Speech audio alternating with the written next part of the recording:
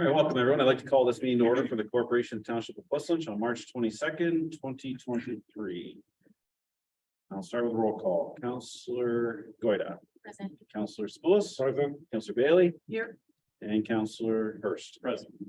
And this will start our moment of reflection.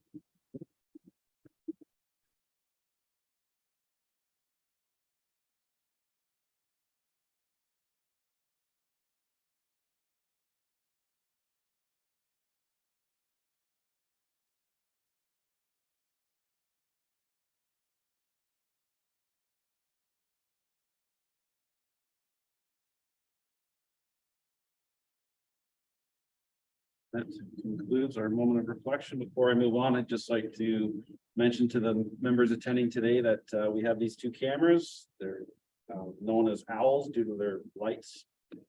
They activate on sound. So if you haven't put your phone on vibrate or silenced it, if it goes off or you're chatting too loud, which we prefer you not to chat at all, but they will turn to you and move on the screen. So just for information purposes. All right, Ms. Whitefox, confirmation of the agenda, please. The council approves the March 22nd, 2023 agenda and addendum as circulated, and the council approves the additions to the agenda as follows. Consent item 6.1.5, questions received from council and the corresponding responses by staff.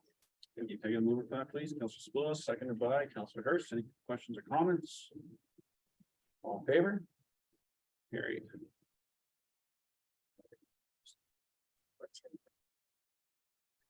All right, do we have any disclosure of pecuniary interest today? All right, I have one. I'm just disclosing pecuniary interest on item 14.4. And the nature of that interest is I was previously employed by the township of Westland. Okay.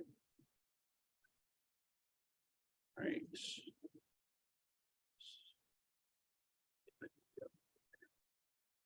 All right, we're on to consent agenda.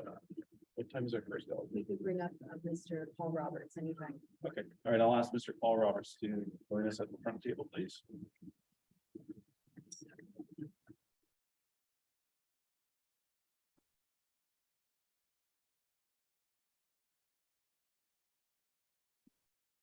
Paul, whenever you're ready, you may begin.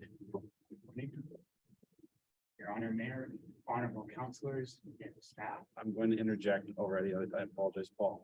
Because of the nature of this room, I'm going to ask you to really speak up. The acoustics Okay. are poor here. I can do that. Thank you. So, my name is Paul Roberts and I live at 4457 Victoria Road South, Westland.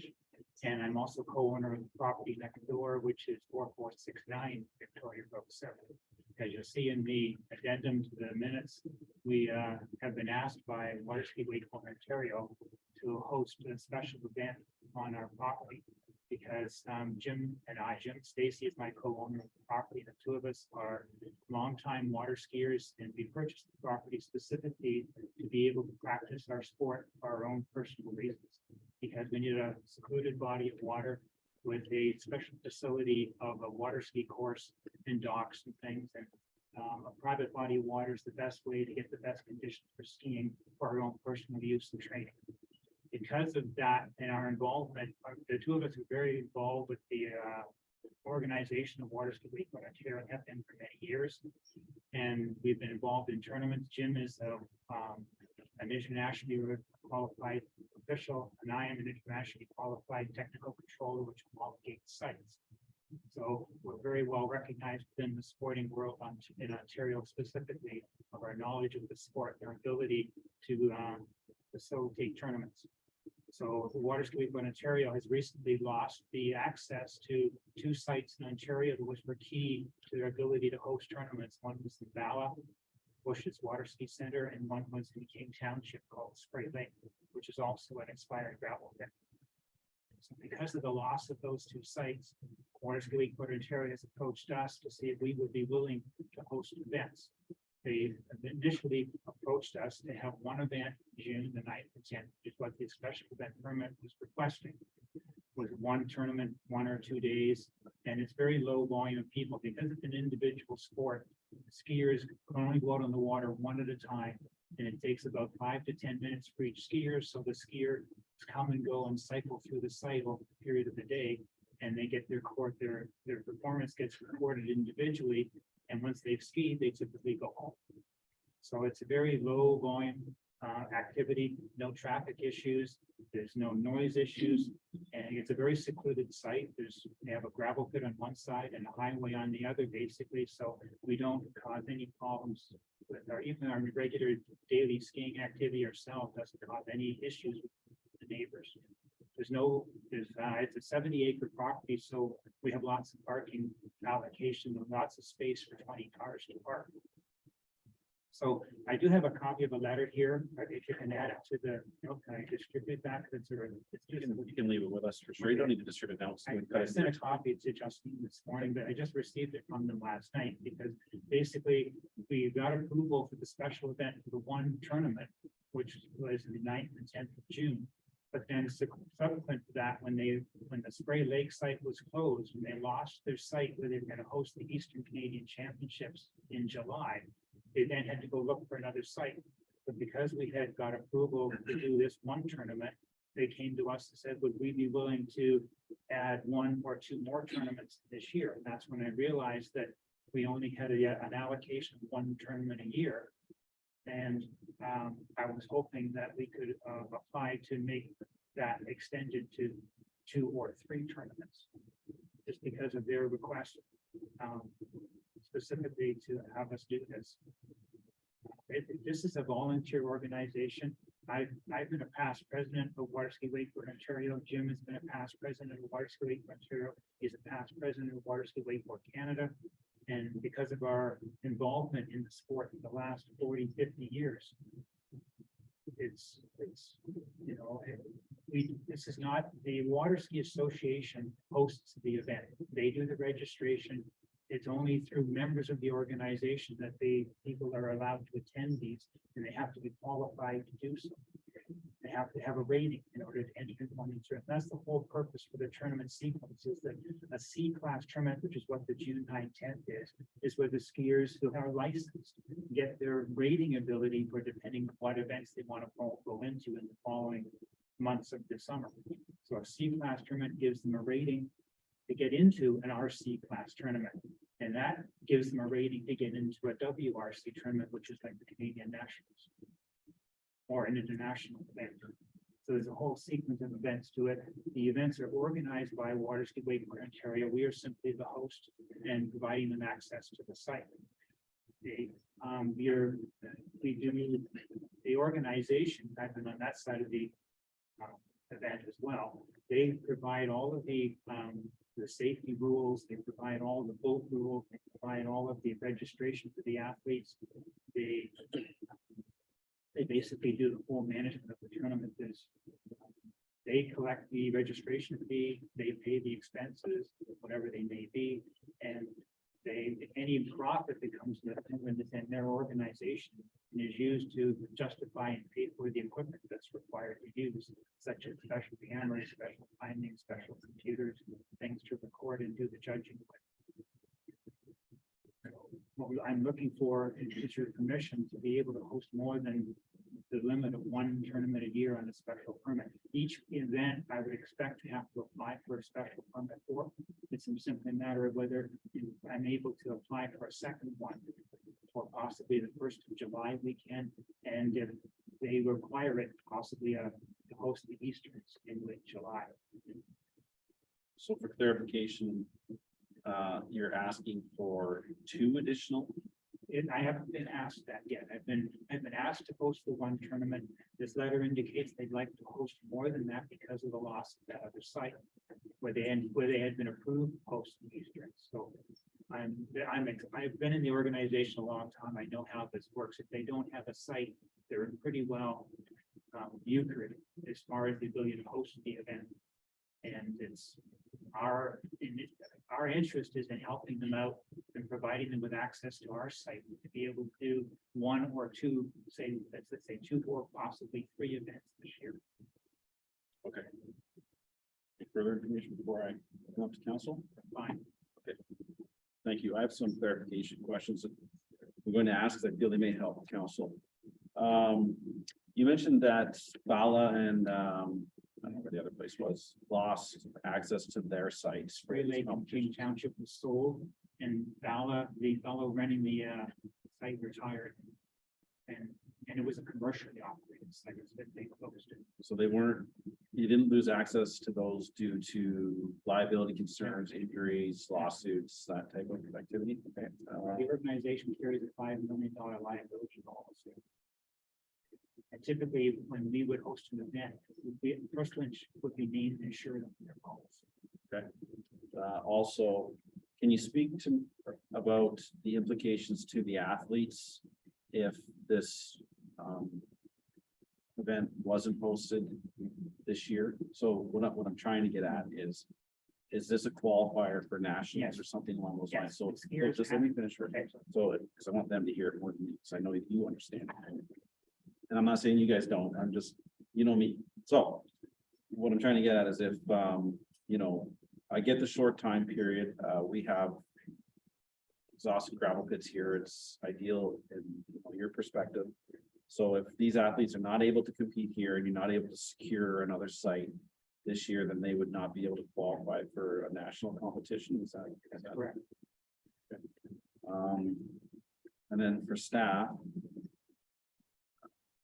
Actually, I'm going to stop there and I will move up to Counselor Goyette. Thank you. Thank you very much for coming here today. I have to say that I think that it's a really, what you're doing is a really great use of a former quarry, using the lakes for recreational purposes once there's no longer any gravel available. I think is a very positive after use for those great lakes, or for those lakes that have been created. I think that not only does it have a really unique recreational component to it, but there are also some other positive benefits in terms of tourism and economic benefits to it as well, and also potentially exposing some people to the sport that would otherwise not be able to be exposed to it. So I think for all of those reasons, it's a really great event. And I also agree with you that it's likely safer for it to take place on a private lake as opposed to a public lake that's shared with other users. So for all of those reasons, I think it's really great. And I'm glad to hear that you did get a special event permit for the June event. All that being said, though, when we look at making exceptions to a policy on how many special events we host in a year, I think it's important that we have a consistent approach. So I think that, I think that we need to look at whether we can add some flexibility to that policy. I think that's something that we need to look into first. But I would say that if this is something that we are looking to do in perpetuity, for year after year, which maybe you are, then maybe a zone change is something that we're looking at as well. And I just did have, just for my own personal knowledge, is the event that's happening in June, is that a public event that anyone can go to, or is it by invitation? By invitation through their organization, and registration is all done. And they have to check qualifications to be able to let them into the event as well. Thank you. Counselor Smollis? Yes, just piggybacking on Councilor Gordon's comments, rezoning, are you planning to rezone your property to accommodate this? Given these circumstances, Jim and I are considering that if the organization wants to do this, we would like to host it, then we would need to proceed with an application to do some kind of a rezoning to allow it to occur here. If that's what we intended. Second question, have you approached some of the other gravel pit operators? There are some gravel pits that are not active, such as aquaculture in one gravel pit section 2. I don't know if you approached them or not, if you consider. It's a very rigid rule of the MNR that there's only permitted use in gravel digging under a license. There's no other permitted. We've tried many times to get access to gravel pits for host events. And in fact, when we hosted the Para Games And I think it was 04, we had access to the gravel pit in, Victim pit in, Durham. And in actual fact, Durham got fined, the pit got fined by the NNR for hosting the Ontario Games. All right, so no, I appreciate what you're trying to do, and it's great to keep Canada active in this type of sport. And unfortunately, I have to agree with Councilor Boyd that it's we have to treat all the areas the same, and certainly would agree that with Councilor Boyd that we ask staff to look at to see if there's any way we can allow multiple times of the event other than just a one, or two, or three of them type of thing. Thank you, Councilor Bailey. Thank you. So my approach was a little bit different. I understand from staffing perspective that we need to be sticking with consistency. This seems like a very unique situation. I don't know any other events that have come forward that have been for reuse of a pit, which I think is something Whistler really needs to be looking at. We are full of post extraction. We got all these lakes in Whistler, and we need to be thinking about what we can be doing with them. So I was actually going to propose that we maybe pilot this request for the 2023 summer season by allowing a total of 2 special events. Because the first event seems to have no issues. We've got bylaw, excuse me, building department, Whistler Fire, Public Works, OPP, paramedics. They've already determined that there's no anticipated concerns. So I don't see the difference between one not having concerns and a second one having concerns. The thing about a permit process is it is a little bit flexible. If there are issues with the first one, then we can adapt and make some consents for the second one, have things in place that didn't go well. The option to host the event on Whistler Lake would certainly cause much more neighborly nuisances, so having it on a private property, I think, is a really great idea. As noted, the property was previously an aggregate pit with much more worse noise, dust, neighborly disruption. And using this approval permit that we already have allows for conditions to be applied if we need to, such as for parking or things like that. So I think, like Councillor Goyda has said, we were looking here, we've talked about looking into our permit process and seeing how it's been working over the last year or so, and maybe making some adaptations to it. And I think that's a really good idea. And in order to make those decisions, it's good to have local examples and local data to rely on. So this would be a good example of where we can look to see, what's worked, what hasn't worked with certain things, and this just adds to our data of what we can rely on. So I think allowing a second special event permit for the delegate today could help us collect some of this data for us to use as we update our permitting process for special events. Thank you, Councilor Bailey. Councilor Hurst. Yeah, thanks. So I won't repeat a lot of the good comments that my fellow councilors made, but I think this is a fantastic use of end of life gravel pits, like flat up. I commend you for doing that. So I think that's really important. Maybe just like a point of clarity. For the event, it's closed to the public, so you can't, my understanding is Russell, as a citizen, you can't just show up on the day of the event and not watch. It's an invite. Yeah. So I think that answered one of my questions. And the other one was, is this event, my understanding is it's a not-for-profit association, so there's no profit derived from this event. It's I don't amateur collect any money. athletes. Yeah. I just didn't pay the expenses. I think that was one of the other questions that I had. I think the larger piece around like the township's economic development and having events like this, I think is really important, and not for today's conversation, but the larger picture of what the vision for economic activity within the township. Like I'm in full full support of these type of activities. So maybe to piggyback on Councilor Bickley's comments, I think my feeling is that, so we have one special permit approved today, so I think that's really good.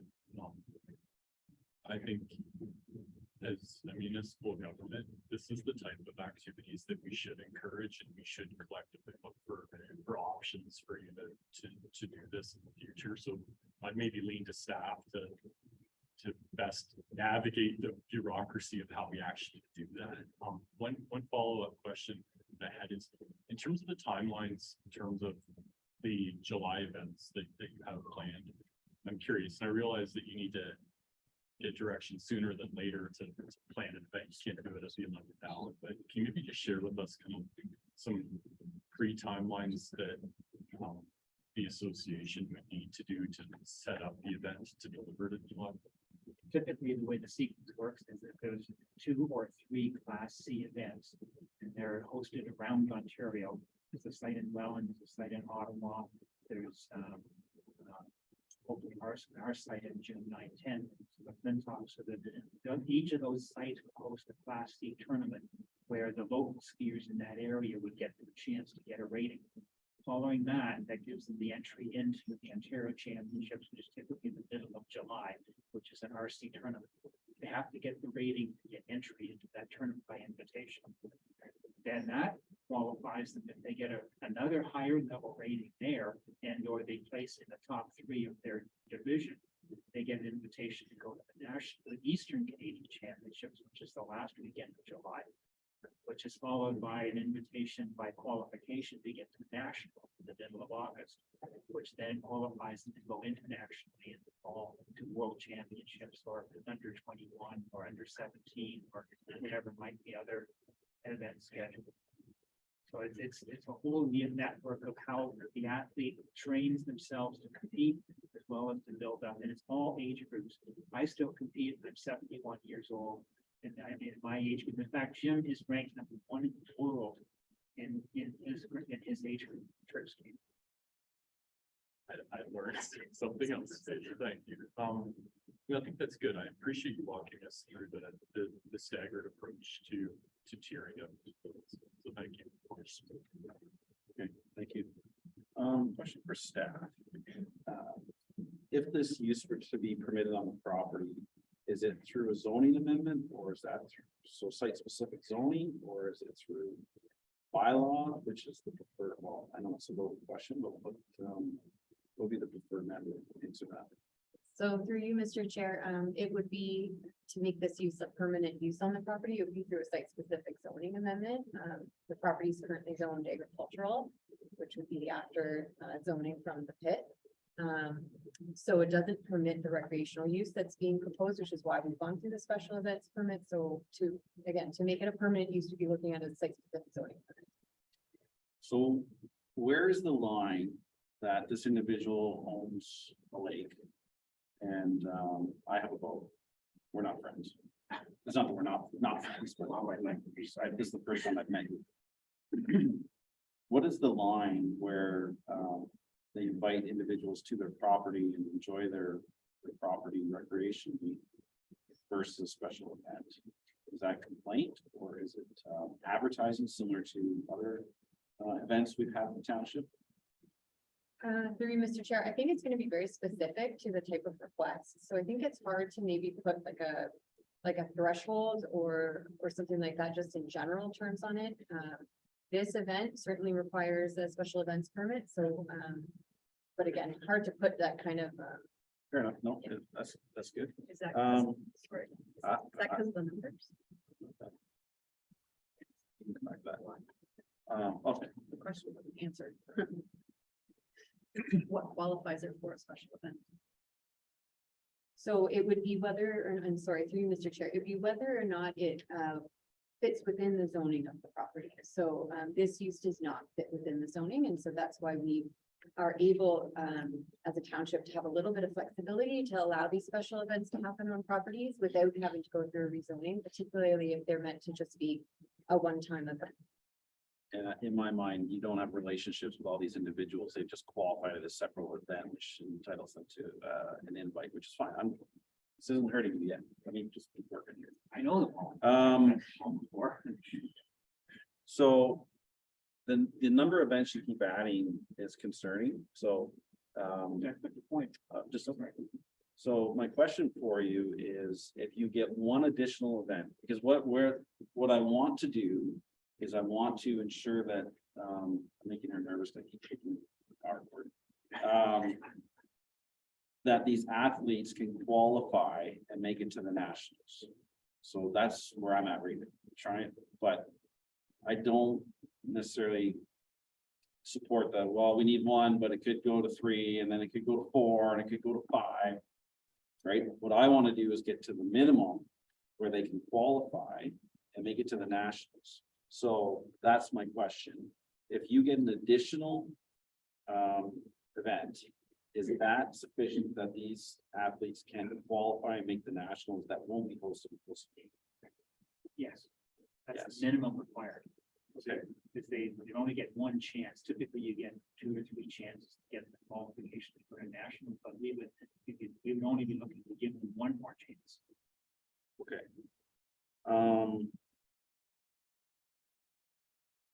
Sorry, I've been writing all over my page. So you mentioned that we could list the township on the insured policy. I'd like Normally, count, I'd always do that as a normal process. I'd always list the township as a name.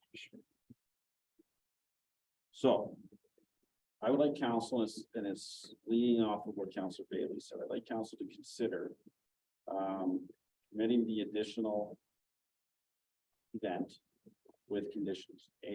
Obviously that were listed. That correspondence to your organization. That we notify, was it, whatever the name is, that a new site is needed for 2023. Or your site comes into compliance for 2023. Because what I'm trying to get is let 4 in the wrong year. You catch what I'm throwing, that's just wrong. So for 24, because what I'm saying to you is, I want to help you for this year so your athletes can continue to grow and compete. But this is not going to be habitual unless you come into compliance. And that would be, and now this is the part I'm not as sold on, but the zoning amendment application we submitted for this year. We have instances in the township where they're non-compliance of their zoning, but they have an application for it. And we've taken a position where we've allowed, I don't know if I want to use allowed. We haven't stopped the use while we're working towards coming into compliance. So that to me, I'm muddying some waters here. I'm trying to help. I truly am. So we're listed on the 5 million. You get one additional use. You notify your organization that because we want you to be here. We just want to go through the right path, because that's my concern. My concern is that we need to be consistent by recognizing the short time frame from the position that your organization, your athletes are in. So I think I'll leave it there.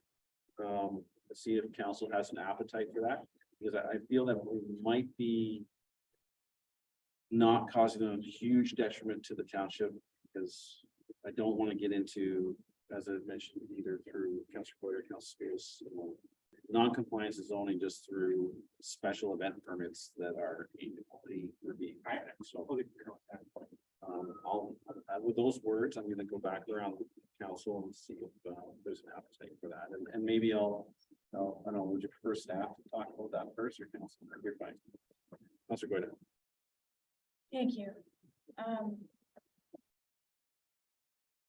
So I think building on what you said and what Councilor Bailey said, I agree that this is perhaps a unique circumstance, that there's some athletic further competition at stake. And I think it is something that we want to encourage in our township. And so with that being said, I could be, I think, convinced to allow some flexibility to allow one more event to take place.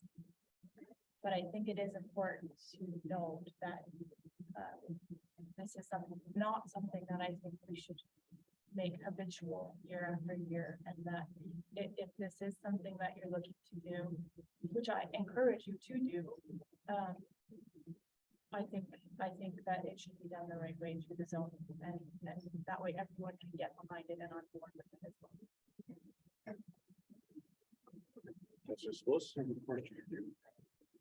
Would you be willing to, as a condition of the second event, that you put a letter into township that you intend to apply for rezoning? Yes, It tends to rezone this year. It's going to do it. If it doesn't do it, well, that's it. So just a question for you, if they don't and the event comes, so do you want the application prior to the event? Or, Yeah. because, I mean, they could say they're going to apply Oh, and then no, the but event comes and goes. that's changes fine. mind. Like, we all rely on trust here, and I'm sure Mr. Roberts is trustful, and I'm sorry, I'm not trying to. he's obviously got an issue that he wants sorted out, and I think we all want issues sorted out, so I think the way forward is he's gonna apply, he's gonna commit to apply. That would, Mr. Bailey? Thank you. It's just a question of staff. Is there such thing as a temporary use bylaw to zone lands for a specific use? And how does that work? Yep, so through you, Mr. Chair, the Planning Act does have temporary zone permissions for a maximum of 3 years. And then there's opportunity to extend those permissions with council approval. I would say, though, that the process looks the same as a zoning amendment. So if this is something that you're looking to do on a more permanent basis and there isn't a time period where you think it's going to end, it may or may not be beneficial to do that temporary use. Okay, thanks. 'Cause I And was- costing is the same. The same. Yeah, when you answered that, I was thinking maybe the timing would be condensed somewhat, and that could get us a little further along. So, just following up with Councillor Sapolis's, would it just be booking the pre-consults meeting? Is that sort of the first step, and that would satisfy? all I'm asking him is to write a letter to the township saying we plan in the next several months to formally apply for rezoning of this property. Great. Sorry, but I thought you and I discussed that the application would be in prior to the event. or No, the letter. Oh, the letter. would be, yes. Okay. And that's why I said, we've got trust here, the letter's in, that's fine with me. And if there's a concern, my name's well, let's do something that should have to do. Mr. Bailey. Councillor Hurst. I'm supportive.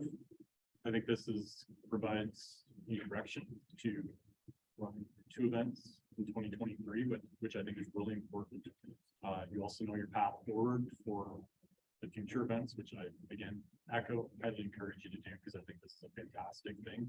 I think the only add-on I would have would be, in the event that there's any complaints after the first event, that we review any provisions that safety provisions that may be encouraged for the second event.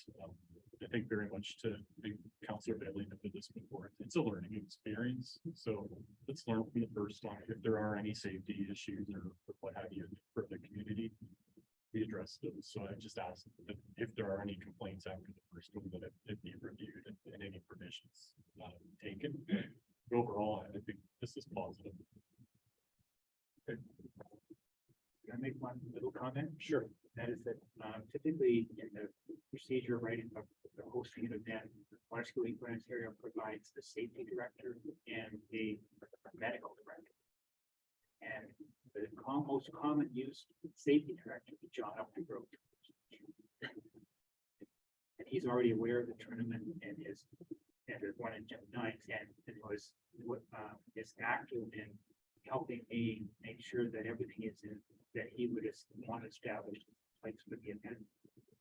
He's been doing this for many, many years on a personal note. And one football, sure. Is there any chance that safety plan could be provided to township staff? Yeah. As an FYI? Absolutely. It's a standard Water School in the hosting agreements. So you may not like what I'm about to say, but I have concerns about just submitting a letter of intent versus an application now. Unfortunately, there's costs associated. Soy Fox, that's zoning amendment application costs without peer reviews, what will they be? Through Mr. Chair, it's approximately, and I have to double check, I believe it's approximately $2,000, give or take, for the administration fee for consumption. So what I'm trying to do is get as close to consistency in the township as we have been, and that's why I stated earlier that we have uses on properties that don't have zoning, that we don't issue cease and desist orders. So if they apply for the zoning amendment ahead of the event, then that's more consistent with what we've done in the township with other uses versus just the letter. Cognizant of the cost, but again, I'm just trying, so I'd like council to this. Can I ask a question? Absolutely. Will you have any issues with going that route, formally applying? First thing I like to say is that when I walk in here, I have no idea the feeling that the counselors, and whether this idea is positive or negative. So before I would want to submit an application to a zoning change, I would want to have a good feeling that there was a good chance of that being approved. So I'm getting the feeling in this meeting that what we're trying to do is a very positive activity. Therefore, I'm inclined to think that the application for the zoning change would get approved, because I get the feeling that it's in a direction that the council are supportive of. So therefore, I would want to proceed with the zoning application that got declined. And I was the risk. It is a risk, but It's more the monetary is, I feel like Counselor Schools is the $2,000 fee. A hurdle that would put this whole event at risk of not being able to go forward. That's how I'm understanding this. Is that kind of your direction? no, I don't think it's the $2,000 fee is not a risk, because, you know, Jim and I would look at it from the perspective of what the long-term benefit is. That would be our full intention, be a long-term benefit. So it's a lot of effort to go through just for one term, or two terms, 1 year. Sorry, first Counselor Schools, are you complete? I'll finish, Mr. Gordon? I just wanted to suggest maybe a middle ground is we have now a policy in place that when there's a zoning application coming forward, we first have the pre-consultation, which also has it. But then at least that advises them what's required. Pull some sort of report as to what's required for the full application. I don't know how long all of those things takes, but maybe that adds a little bit of flexibility to show some commitment, but if it's too quick of a turnaround to gather all that information, that was sort of like an in-between step. To me, I'm not concerned about the commitment, it's the consistency of, sorry, but I personally like to see the application in, then at least the use that's not permitted, but there's direction towards making it a permitted use. There's the pre-consult, it's not the same time of all, I think you can just go around and check what's on it. It's really.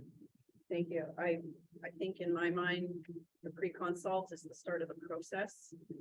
So we're splitting hairs with whether the application's in or the pre-consult has started. So I'm fine with the pre-consult meeting and the fee already as the process, as part of the application starting. That would satisfy me. So Hurst? I think philosophically, I think as long as the process has started, I think that's where when Councillor Sibulis was articulating that, that's where my head went. I'm also in support of your comments that regardless of whether we're supportive of this particular circumstance or not, we need to be consistent with any applicant to the township. And so to me, that's probably, I weigh that heavier than, starting the process. But I think to get through the weeds of this, I think your path forward after 2023 if you choose to do so. I think I'll stop there.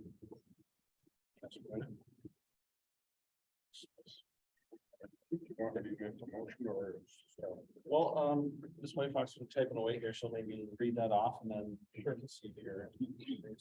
So, Mr. Chair, I have one point of clarification that I need, and then I also have one staff suggestion as well. The point of clarification is the notifying the organization. I just missed what the purpose of that would be for. So for me, when I mentioned it was that I want their organization to know that, I'll put it frankly, that we're not a willing host to post 23. Right? That we want you to go through this process, and that's why I said, and or bring this site into compliance, so that way hopefully come 20, we'd love to have it. I love to have it here, and so. Love that stuff, that help. I just didn't know the name of it, it's on the. Water State Wastewater Ontario. We usually have that, every place I know I put, no, but. Should capture it. Thank you. I did send a copy just Okay. electronically. Thank you very much.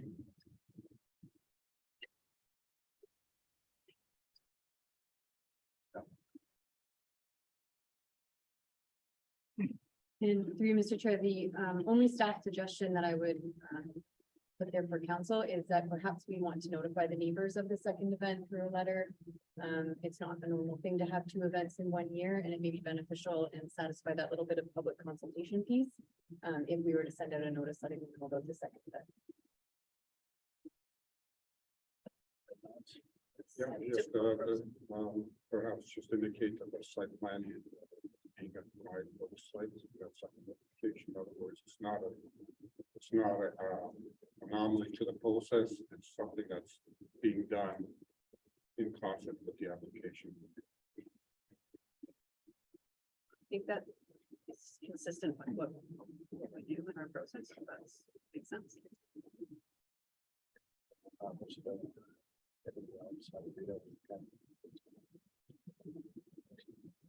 They saved you money. I was gonna cost you $2,000, I think it's down to 750.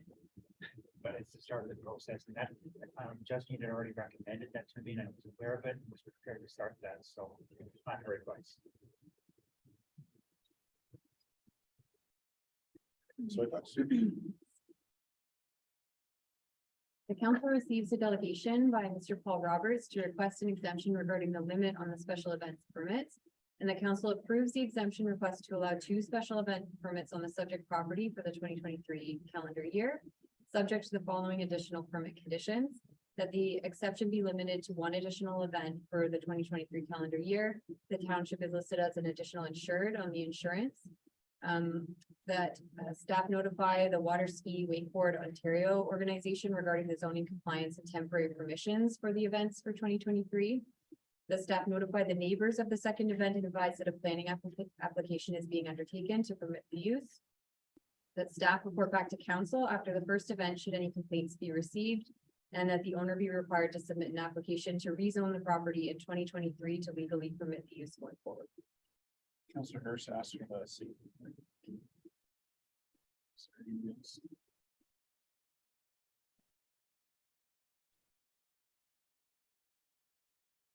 Design the safety plan.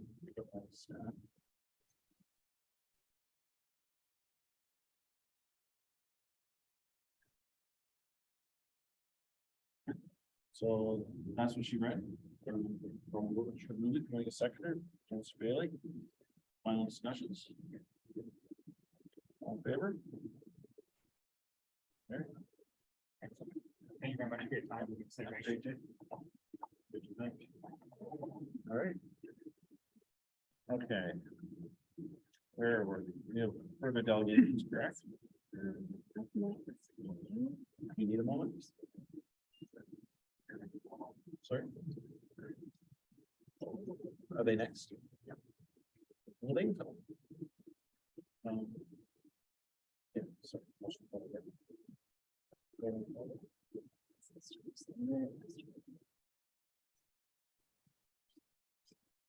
I will welcome Bernard and Mr. Taylor up to the table for our next delegation, please.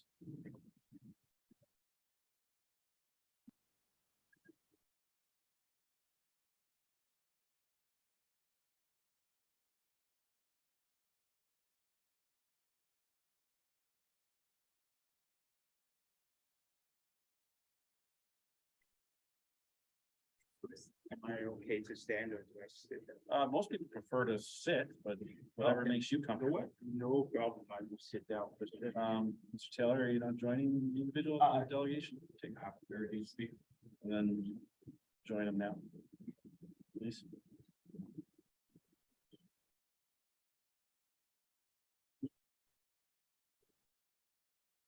All right, well, welcome. We have everybody here.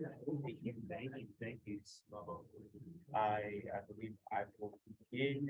Good morning, everybody, council and Mr. Mayor.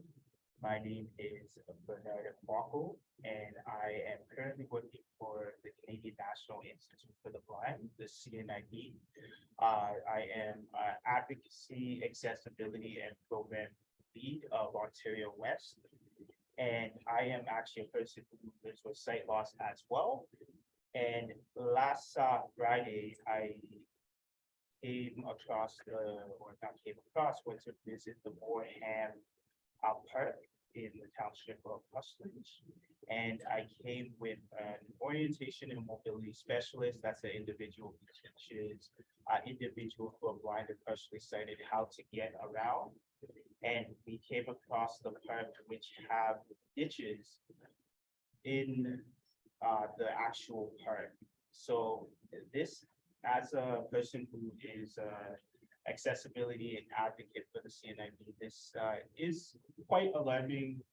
The fact that there is ditches surrounding the edge of a park. So there's 1.5 million Canadians with sight loss, and in that area of township of Hustlers, there is a community of people living with sight loss as well as other disabilities. So there's parents, there's kids, there's preteens, there's adults who have sight loss or other disabilities, and to be exposed to ditches that can harm their safety. So as a advocate accessibility program lead, the one thing that the CNIB, or not one thing, but the mission that the CNIB goes for is inclusivity, accessibility, and the most important, safety.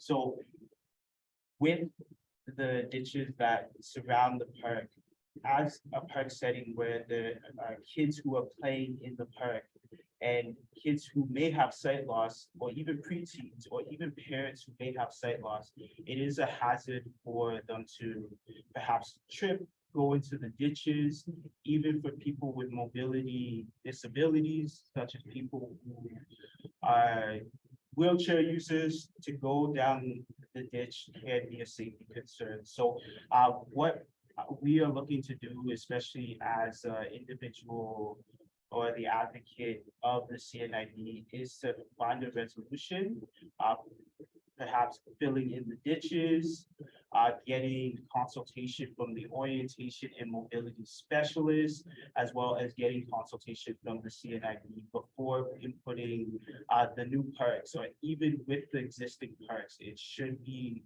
seen that it is a perspective from the cross-disability community as well. So another resolution could perhaps be having an accessibility advisory committee to have those lived experiences, because what we want to promote for the disability community is for us, by us, where we have that consultation. And the Wareham Park is a perfect example on how safety can be missed within the cross-disability community. So I will pass it on to Bruce over here, but before I do, I just want to push that safety is important, and by utilizing accessibility, safety will be addressed for sure. And from the CNIB perspective, we want to do as much to help our community and the people who are blind and partially sighted in this situation. So I'm going to pass it on to Chris. Thank you, everybody. First of all, I would like to thank the mayor and the councilors and the staff, especially Glenn and Courtney and Mary, for all their responses to our questions. I don't know what time you rise in the morning, John, but thank you for all your prompt replies. I also would like to thank Bernard Akwoko, who has come from the CNMP in Brantford to remind us that disability rights are human rights. Bernard and two other CNIB colleagues also visited the park last week. Bernard walked to the edges of the deep ditches, but no further. I think, Sarah, you're the only counselor I haven't met, so I'm pleased to meet you. I admire all of you for your courage to be municipal politicians. I'm too old for that learning curve, so I wish you all well. My name is Bruce Taylor. I am recently retired and I live on the south side of Boreham Park at 38 Boreham Drive. I am a member of the Boreham Park Committee of Concerned Citizens of Pushlinch, a neighborhood association of 60 families or approximately 120 adults and many wonderful children. The other members of the Boreham Park Committee, Helmut Slitharenko and Kate DeWasha, are also present today. Helmut lives in downtown Arkell and Kate lives out in the boonies on Carter Road. We are all interested, whether on council or as residents of Pushlinch, in projects that benefit the community. Improvements to Boreham Park are one way to benefit the community. We support improvements totally. However, benefits to the community, while concerns of safety, accessibility, and liability exist, are not compatible. As for community, how big is your community? Is it big enough to include children and seniors for whom the deep ditches are dangerous? Does it include the 15.5% of Canadians that have one or more disabilities? Does it include Bernard and others with vision impairment? We're here to assist council make informed decisions. No council, just like no person, gets everything right the first time. Council with a second look at the park has the opportunity now to get it right. We will propose that what we think are the solutions to the three elephants in the park: safety, accessibility, and liability. I will speak on new information on the three issues. Number one, safety. Our focus today is on the playground area only, not the whole park, nor the proposed play equipment. We all expect the new equipment, picnic tables, etc., will be fully compliant with the Accessibility Act. Our focus is on the ditches or swales surrounding the playground area on 3 out of 4 sides, and with only 10 to 12 feet from the playground area on 2 sides, the north and south side. The ditches are not shallow. They are 6 to 8 feet deep, 30 to 40 feet across, and with a steep incline of 50 to 75%.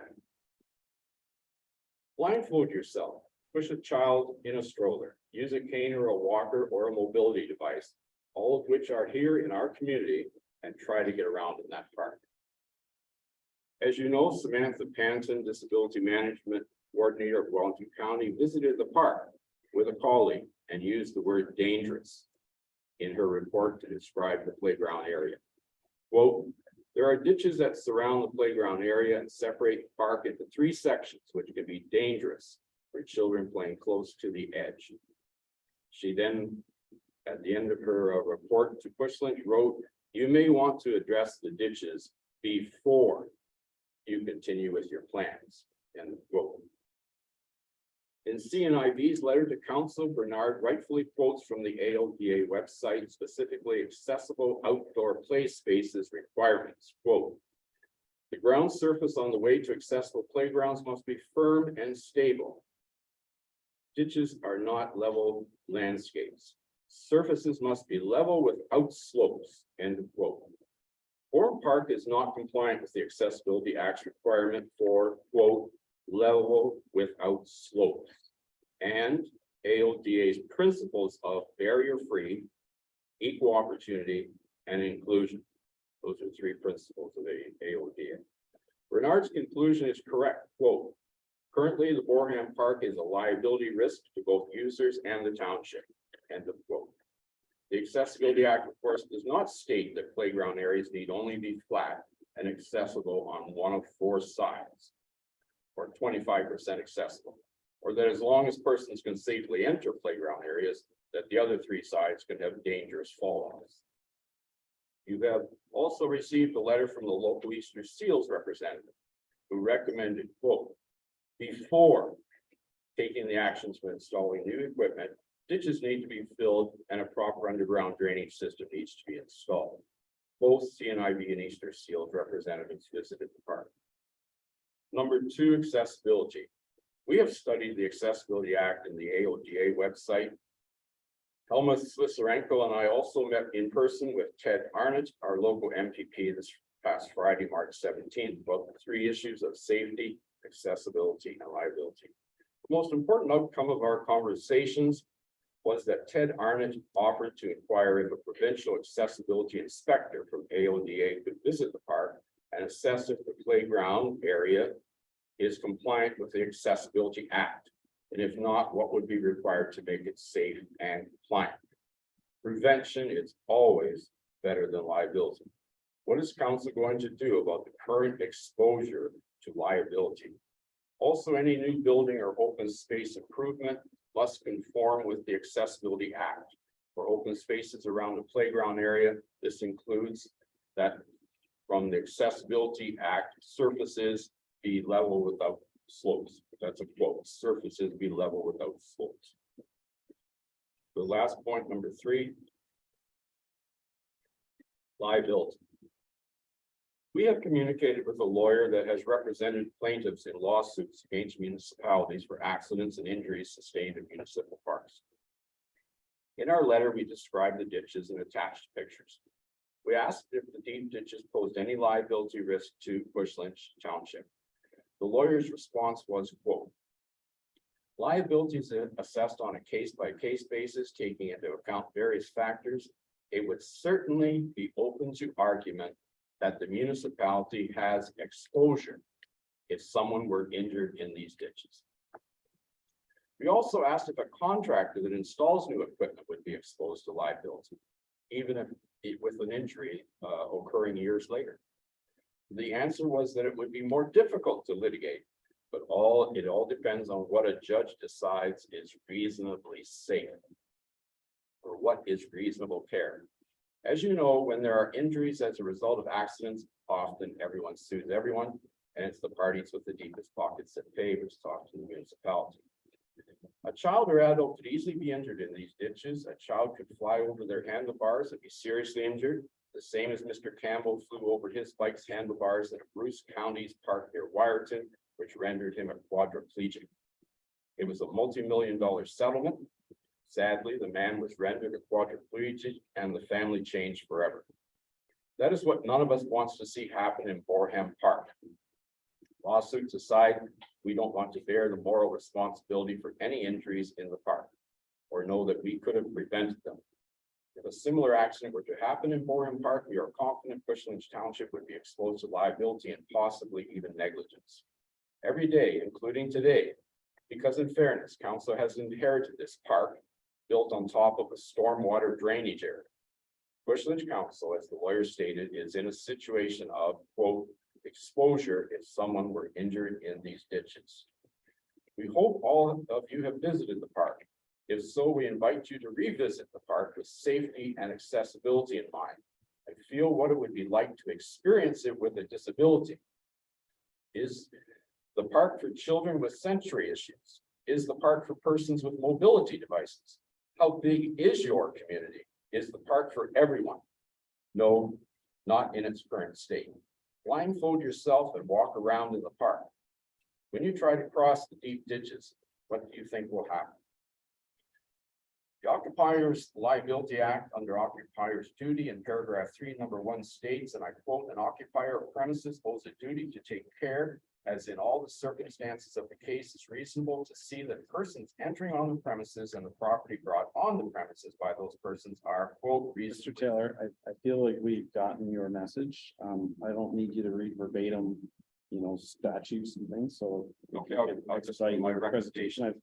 I've stopped the timer, so I've given you some leeway, but I'd appreciate it if you, Okay, I'll just read the recommendations if that's all right. that would be fine. Okay. What's the solution? We offer 5 recommendations. We recommend that the township solicitor be asked if he or she believes, because the deep ditch is being so close, only 10 to 12 feet away from the playground area, with the risk of injuries in those ditches, that Cushman's Township currently has exposure to liability, possibly even negligence, every day that the ditches are not filled in. We and the lawyer we consulted believe the answer is a definite yes. Number 2. We recommend that our MPP Ted Arnett's offer to look into having an accessibility inspector from the AODA visit and assess the park of safety and accessibility, especially the ditches around the playground area, be supported. We recommend that the accessibility inspector or another equivalent expert write a report and submit it to council on the playground areas compliance or non-compliance for safety and accessibility under the Provincial Accessibility Act. 3, we recommend that funds from the federal government's Enabling Accessibility Fund be applied for. Fund grants money to improve accessibility in municipal parks. Councillor Seppelus at the neighborhood meeting at the park last August also said there were funds allocated for the park if the Ontario Trillium Foundation monies were not received. Are these funds that could contribute to filling in the ditches and installing a proper underground drainage system available? Number 4, we recommend that council take a second look at the issues of safety, accessibility, and liability in Boreham Park. A second look. And that no contracts be signed or further steps taken with improvements onto the issues of safety, accessibility, and liability have been resolved. We understand submissions for tenders have just closed. Safety costs money. Again, how much is a serious injury to a child or a senior or a person with a disability worth to this council? Also, rather than demolish the current equipment, we suggest that it be recycled in one of the old order Mennonite communities be asked if they would like. 5, lastly, on the township's application to the Ontario Trillium Foundation, the words ditches or swales are not mentioned once. One picture of the park that was submitted does not show the ditches clearly. It does not show the ditch on the south side of the playground and area at all. Only the schematic diagram mentions swale once as one single swale on the north side, or 3 swales. Fortunately, the Ontario Trillium Foundation on their website indicates that they offer extensions for implementation. We recommend that Cushman's apply for an extension. In conclusion, if given all the information presented to you from accessibility advocacy organizations like the CNIB and Eastern Seals, there's many others like Smith, from the Wellington County Disability Management Coordinator, from a legal firm experienced with municipal exposure to liability lawsuits, and from our MPP Ted Arnott, who has offered to look into whether the park can be assessed by an AODA accessibility inspector or equivalent. If after all of that, if any councillor feels that there are no concerns or insufficient concerns about safety and accessibility and liability in Boreham Park, then stand up against taking a second look at the park.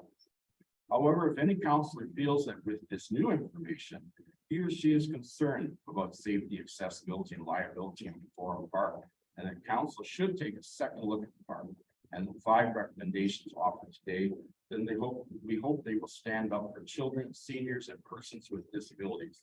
This can be a win-win for council, Cushman's Township, children, seniors, and persons with disabilities, or it could be the opposite. Whichever way council decides, we will continue to stand strong on the issues of safety, accessibility, and liability. Disability rights are human rights. In a socially progressive society, it is our duty to care for one another. It's our duty and it is your duty. Thank you. So, Mr. Taylor, is your goal to have the reconstruction of the park contingent on and paused until, in your opinion, I don't believe that these ditches need to be modified at this time, there is modification to the ditches. So you want the park reconstruction put on hold until your concerns with the ditches. It's not my concerns, it's the park committee's concerns. Well, that has been brought into question from individuals. I'm not sure you truly, when you have these people sign up, are they aware that you represent each and every one of them stating their opinions? Park committee. And So the park anyways, committee, so- they approve of this presentation. Do you want the park reconstruction project put on hold until your committee concerns? You know, the recommendation. So the park was for construction can go the forward. AODA inspector to inspect the park for safety, accessibility. And So the park construction can go forward. no, No, so We're you want not the in park, favor of that. We want the horse before the cart. okay, that's fine, that's the, so you don't want the park to go forward unless the concerns We want- identified by the committee, can you interrupt me? It's a simple question, I'm not getting into a debate about it. The park construction can or cannot go forward ahead of the ditching concerns that you've raised. That's right. It cannot, you said? We want the ditches filled in and a proper underground system installed like it is installed in other parks, even in Bushland, before there is the construction of the pavilion and the swing and the slides. Okay, Mr. Fowler, is there anything in your opinion that would prohibit us from going forward on the park reconstruction if council were wanting to address the concerns raised by the park committee around drainage? At this time, I will have to say that I am still supportive in moving forward with the proposed playground improvements. Okay, thank you. Mr. Taylor, if you could, from your recollection, you brought up that the park is not AODA compliant. You've brought that concern to staff and council how many times? And we have communicated back to you and through staff that the township was audited in 2020 by AODA. So the township was subject to an AODA audit in 2020, received confirmation from the Ministry of the Seniors and Accessibility Compliance Branch. And in 2021, the township was in full compliance. So how many times have you brought forward the same concern and we have provided a response to that? Could you tell me how many times that's happened? And then, so every time you get a response, you reach out to another group to try to advocate for the same concern that we have communicated to you, that these ditches provide a important municipal function. We are not obligated to change them. We're not obligated to make every square inch of the park AODA. So you can continue on your crusade. But my opinion, the reconstruction is going to continue to go forward. We have a staff report that is going to come back to council with costing of potential modification to the ditch. There are concerns because there are 90-degree bends and you get blockages, costing associated with that. So it's similar to Riverside Park in Guelph. There's a river running through. They don't fence off the bank of the river. They don't block access. There are inherent qualities of parks that make it not as accessible to everyone. And maybe not, you may not have a disability, you may. So the prospect of making the entire park AODA accessible is just not feasible, but that's not, I'm not giving questions right now. So we're going to make, I'm going to come to you, Bernard, don't worry. Our park has been reviewed. It's been signed off by a professional that it's in compliance. Our staff have done a wonderful job securing funding for this park along with PCC. And as I stated in my email to you, I don't even know the timeline, that it's my objective to ensure that this project does not get delayed. That community down there deserves a new park. It's served a wonderful function. It is definitely dated. I can just imagine in August, a young child, whether they're a visitor to this community or there's somebody that lives there, going on that stainless steel slide and experiencing the temperature. I have a 3rd-degree burn on my arm and I am quite familiar with burns. I would not want to experience that. So it's great that we're upgrading it. Staff have heard your concerns. That ditch provides an integral part of drainage for the area. And they will be reporting back to this council on options costing to since you brought those concerns. Now, Mr. Bernard, I appreciate you attending today. I'm not sure how familiar you are with the approval process for this park reconstruction and the members of the council that were part of that. One of the members that approved the approval of this park is visually impaired as well. Were you aware of that? Yeah, he is a he was a 4-term member of this council. And Mr. Chair, he also sits on our joint compliance audit committee with the county of Wellington. and he was in support of this reconstruction. So I would suggest to you that you reach out to Councillor Bulmer, who is now our county representative. And you can have some conversations with him around his perspective on this park and you know, the ditching. But you also brought up that, you know, we should have an accessibility advisory committee. So by you saying that, I guess, it's clear that you're not aware we have one. And it's run by the county and I sit on it. And it's going through some changes right now. We just changed the terms of references, but so this committee is run by the county. And it's obligated, as you would be aware, to have members from the public. The majority have to have a disability. And but they get appointed. So we meet currently quarterly, I believe. And we had one, I think it was February. Anyways, Councillor Bulmer is the chair of that committee. It's a wonderful committee. They bring forward some excellent recommendations and feedback. And that would be a great starting point if you see some concerns within our community or want some changes to advocate for. Because then we can have even more fulsome discussion versus a limited delegation time. So I think it's wonderful that you're advocating for people with that are visually impaired. But my question to you would be, are you advocating that? I used the example of Riverside Glen or Riverside Park as well, but we have the Postage Community Center that also has I call it creek, not so much a river. But any of these critical functions, whether it be nature or municipal function, that we create barriers and to prevent, so say a creek, you know, you don't want to put it through a pipe because, you know, there's benefits to trees and shading for the environment. So is in your advocacy work, is it to prevent access to all of these types of scenarios, or is it just strictly municipal drainage that is more priority to you? So it would be municipal drainage, and the thing is, thank you for letting me know about that counselor. I definitely reach out to him.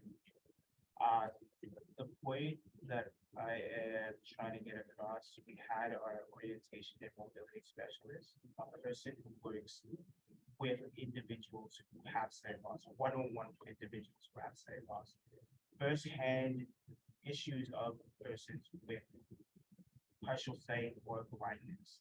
And that individual saw the ditch and instantly said, no, that's a hazard. And I get it does rule a function. So even the current park that is there right now, that's access to everybody, right? That's Correct. It's got closed off, right? Correct. So I can see where you folks are coming from in making the park accessible. But even the dangers of the ditches around already, so the park could be as accessible as possible. The park could be great, it could be accessible to all persons. But even with the counselor, totally respect where he's coming from, but are they working firsthand with the individuals who do have sight loss? Because when I did go to the park, even I'm thinking as a person who would like to have kids as well, and I'm thinking of myself as a preteen and just navigating that park, trip and fall, instant, especially with someone with a lack of sight, and to locate the edges of the ditches with my cane. Is that a possibility? So it's almost risking a person who lives with a disability and their safety just for another functionality. So I think it should be a little bit more consultation, because even I totally respect that counselor, but one person speaking for all persons with sight loss, especially not working front lines with individuals who have partial sight and use canes, and even other disabilities with mobility issues going around the park. So I think it should be a better look at what's going on. And even as in the CNID, this is our campaign. When we want to make areas, you mentioned that other Riverside, we want to make areas where people don't get hurt. And to investigate what's going on through communities, and especially small communities like the township of Puslinch. I apologize. So I would love to definitely consult with what's his name, Bob? Counselor Balmer, Councilor Bob. or the Accessibility Advisory Committee. That would be a great opportunity. So I appreciate your comments. I'm just gonna leave it there. Thank you for coming today and give resolution this way, please. Or I do, yeah, it's a resolution suggested by staff. The council receives a delegation by Bruce Taylor and Bernard Coe regarding safety in Bourne Park. And whereas the township continues to be committed to complying with all legislative requirements related to accessibility. And whereas there may be opportunities to collaborate with various agencies and groups such as the CNIB and other agencies on future projects. The council directs staff to include consideration for this collaboration on future projects for approval. I would just suggest that we include it as part of the review of the ditch plan. sorry, just word out. Just My understanding is that CEO did talk with CNIB, and my understanding is CNIB was made aware that they're open to discussions to make sure that when the district plan comes forward on any other issues associated with accessibility and inclusivity that come into play. So through you, Mr. Chair, does that cover it by talking about future projects just broadly? or Yeah, is it- that's fine. That's fine. That's understood. Put bracket for and part, just emphasize. so you're gonna move that? Yes, sir. Can I get a seconder, please? Councilor Goida, any comments or questions? All in favor? Okay, that's great. Thank you, Bernard. Have a great day. No problem, thank you. All right. So who's our next delegation? We have this one person and we have one actually doing it. So it's Mr. Steve Edwards is here in person and Mr. Fred Taylor is going to be joining us.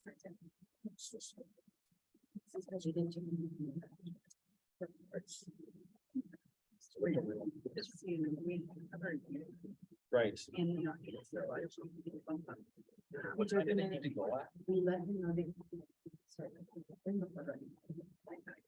Sorry. It's, they'll be pretty quick, right?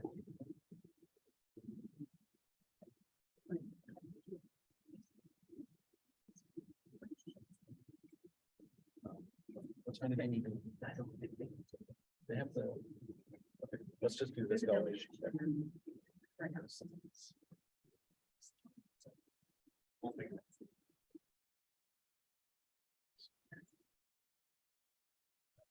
We're gonna try and get to you as quick as we can. So yeah, Brad and Then Mr. Steve Edwards. Steve Edwards. One up, please.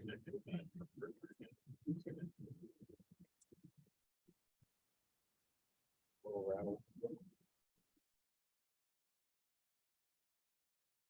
Just bringing Mr. Taylor. Okay, thank you.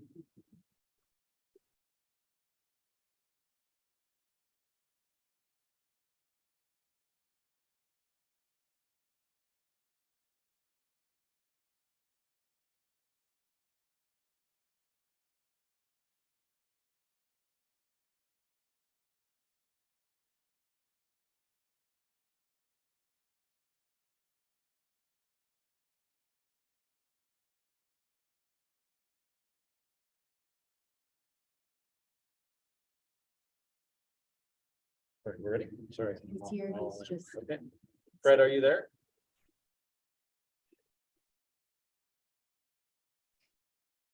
Yes.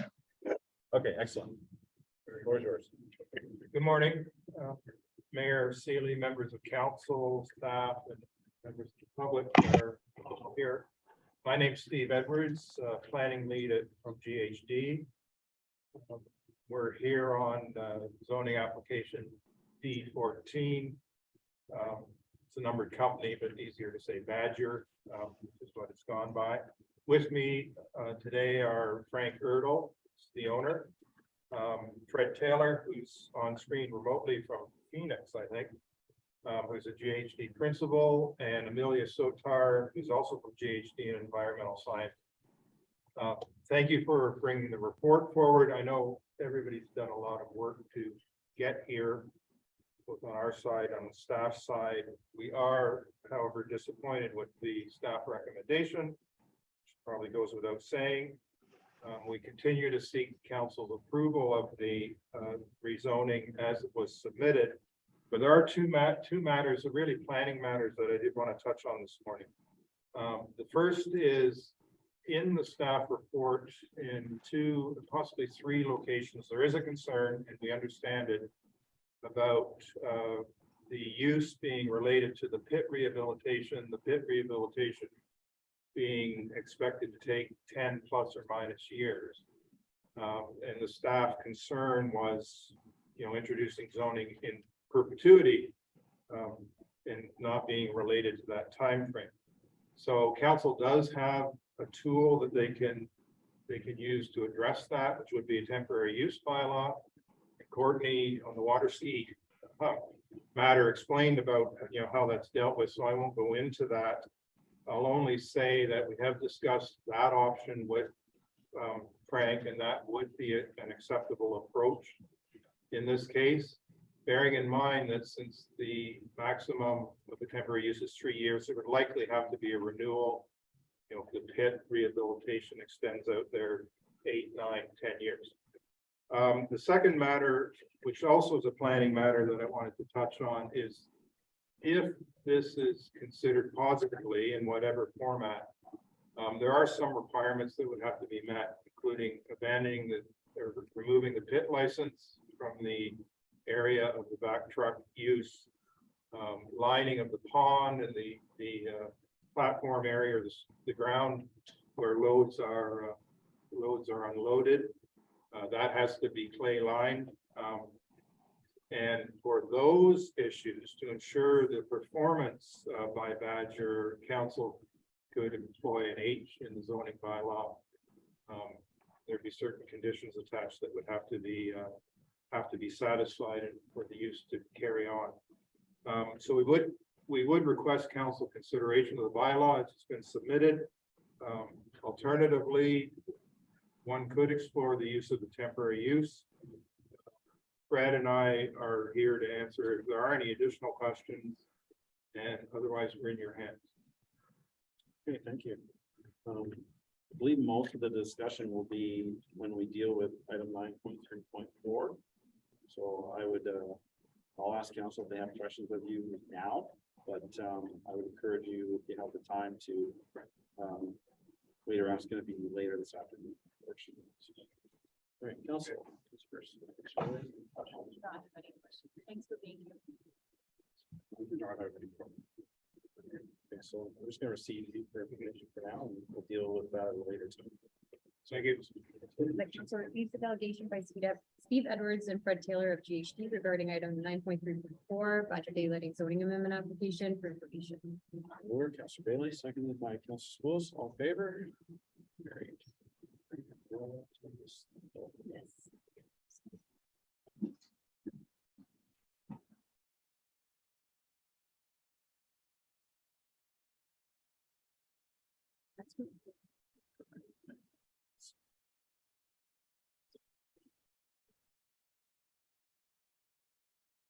All right, for council's indulgence, we will move 9.3.8 for the Youth Advisory Committee. I believe we have a young man here. Two? Oh, I didn't see Katie back there. Young man, young woman. Should we invite them up to the table? Sure, we'll bring them up first.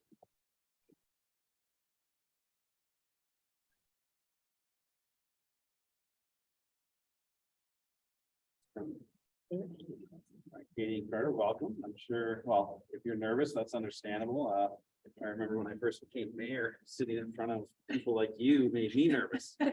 So one thing I've learned as mayor is when you're in a situation like you are now, when you look across the table, we are just people.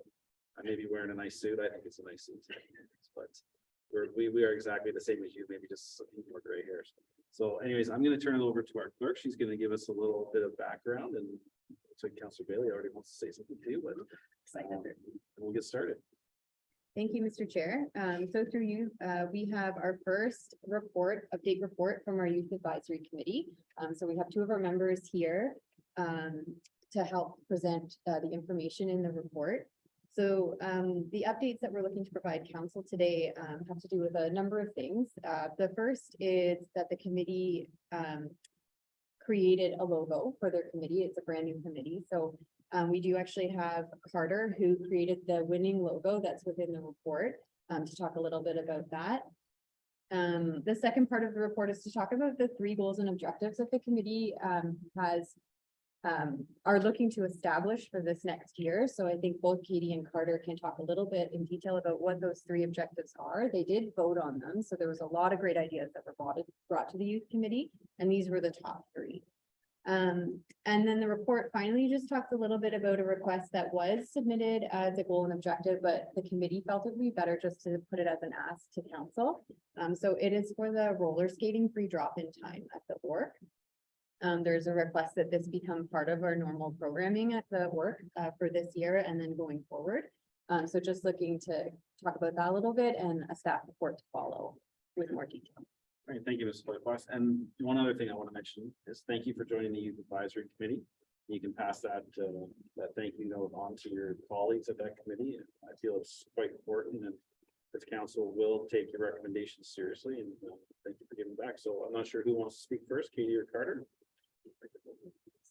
Sure. You got cue cards, so you might have to go first. Good morning, Mr. Mayor, Council, and members of the public. My name is Carter O'Driscoll. I'm representing the advisory committee. I was asked to create a logo to represent each advisory. Part of our mandate is to develop opportunities, programs, and public services to enhance the quality of life, health, and well-being of youth in our community. Comes along with linked hands in a circle because it shows that we are all equal and need to work together in our community to accomplish complex tasks to succeed. I did colored hands with different shapes to highlight diversity and equity and inclusion to welcome every person, no matter what race or gender. I sincerely hope council will consider the advisory committee's recommendations for this. Thank you. Great job. I didn't see your cue cards till now, so. You can go ahead. Then let's talk about an idea. I would like to be hosting more wedding and skating. The break, the fact that my idea as skating, but it would just be something. To help with the rent, set up a food stamp or sponsor. If you would like to start skating, free for set hours and the family events. It would be that the playground space is not supplied. We could advertise by putting posters and on social media. And it would be open to all ages. And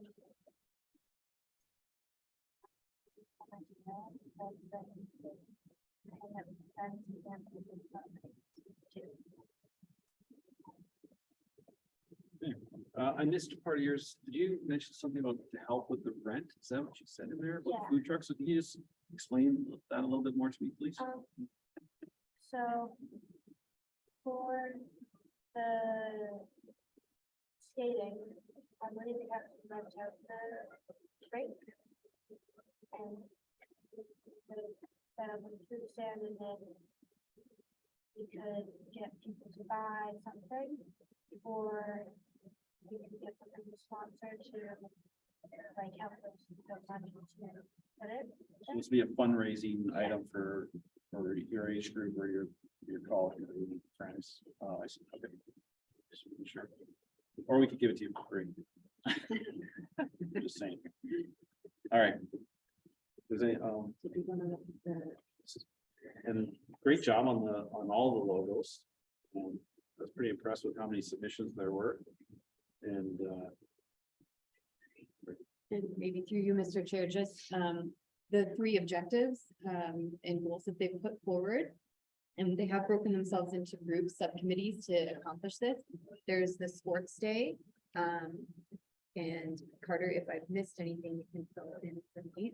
But this would be something where they would host at the community center grounds and just have a variety of different sports available for drop-in for the community to come in and just participate on a day that we choose, and we talk about maybe having some food there and some different things available just to kind of make that a fun day for kids to kind of bring their own equipment and just take part in soccer or baseball or whatever it may be. Second one was Hobbies Day, which again is going to be a day at the community center where we kind of have the grounds just dedicated to kids coming in and doing their hobbies. One of the committee members flies drones, I believe. I thought it was remote airplane, sorry, not a drone. And so just having that space kind of dedicated for kids to come in and do whatever hobby they'd like to do collaboratively together. And then the last one was around setting up some sort of a activity or something at the fall fair. Getting a little bit more of youth engagement with the Egg Society and coming up with some sort of an activity that they can contribute at the fall fair. okay. All right, so we have the recommendation before us. Did you want to read that?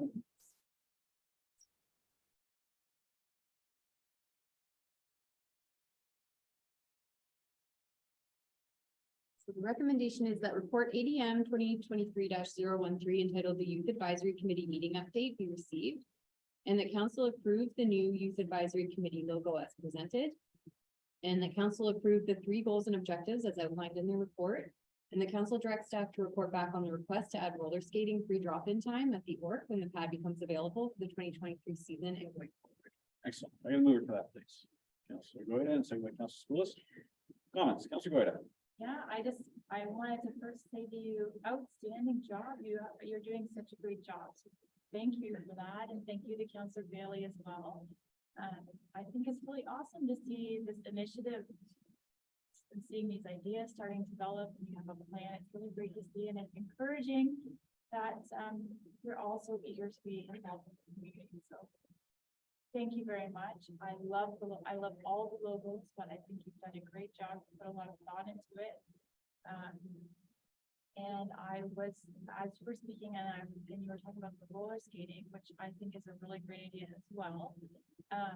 And you were mentioning some things about fundraising. So I just wanted to put it out there that I am part of the recreation committee.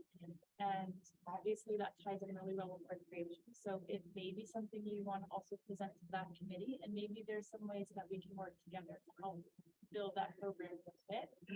But in any case, I foresee great things coming out of your committee, and I'm really looking forward to see these ideas come to life. Thank you. Councilor Schoolis. Thank you very much for coming by and giving us the wealth of your knowledge. Certainly appreciate it. Certainly an old timer like me loses the perspective of people like you who have different needs than I would. It's really great to see you guys coming forward and giving all these great ideas. Just a question on the food stand. Are you looking at getting food in and selling it, or somebody donating food and that sort of thing? Either or would work. I was thinking like we could buy it, but that What I'm going to suggest is perhaps Council Bailey could talk to the Optimist Club and see if they would be willing to donate some food and beverages type of thing to help you guys out. Be 100% welcome. Councilor Bailey. Great suggestion. Yeah, thank you for coming today. I don't know the full history of municipal Puslinch politics, but I think this is probably the first time we've had youth come and present, so that you're pretty special today being here, and I thank you for stepping up. It can be very nerve wracking and you guys did a great job today. So I'm super excited to be on this committee and already within 2 meetings, we have accomplished a lot. A lot of trainings coming in the future and it'll just mean we can learn more and do more great things as we go on. So thanks for coming today. Councilor Hurst? Yeah, no questions, just really good job, guys. Very articulate and enjoy the hour away from school. We can Look delay it. forward to hearing from both of you in the future too. Thank you. A great job. What I will say to you is that as an advisory committee, you know, everything that you bring forward to us might not be endorsed by the council. We have a pretty good track record already that we're supporting. Also,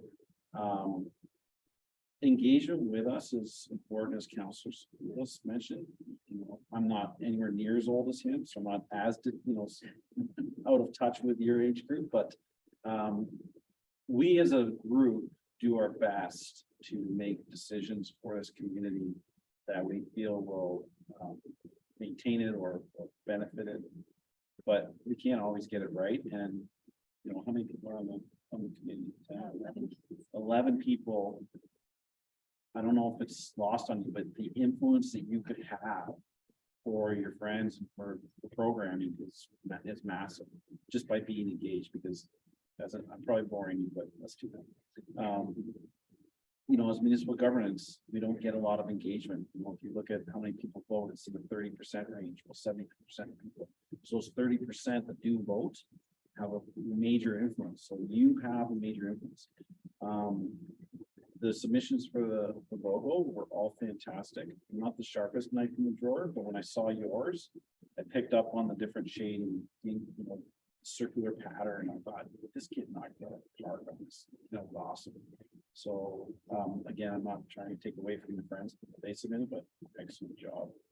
And rollerblading, I'm sure Mr. Fowler will get back to us. I look forward to supporting that. I think that facility could be utilized more, and even with other activities outside of ice skating. So this is the first step. So great job, and thanks again for being part of it. I'm gonna school this out. All right, anything further for the? All right, so I'm gonna call a vote, right? We have a mover second. All right, all in favor? Carried. Great job. Thanks for Thank you.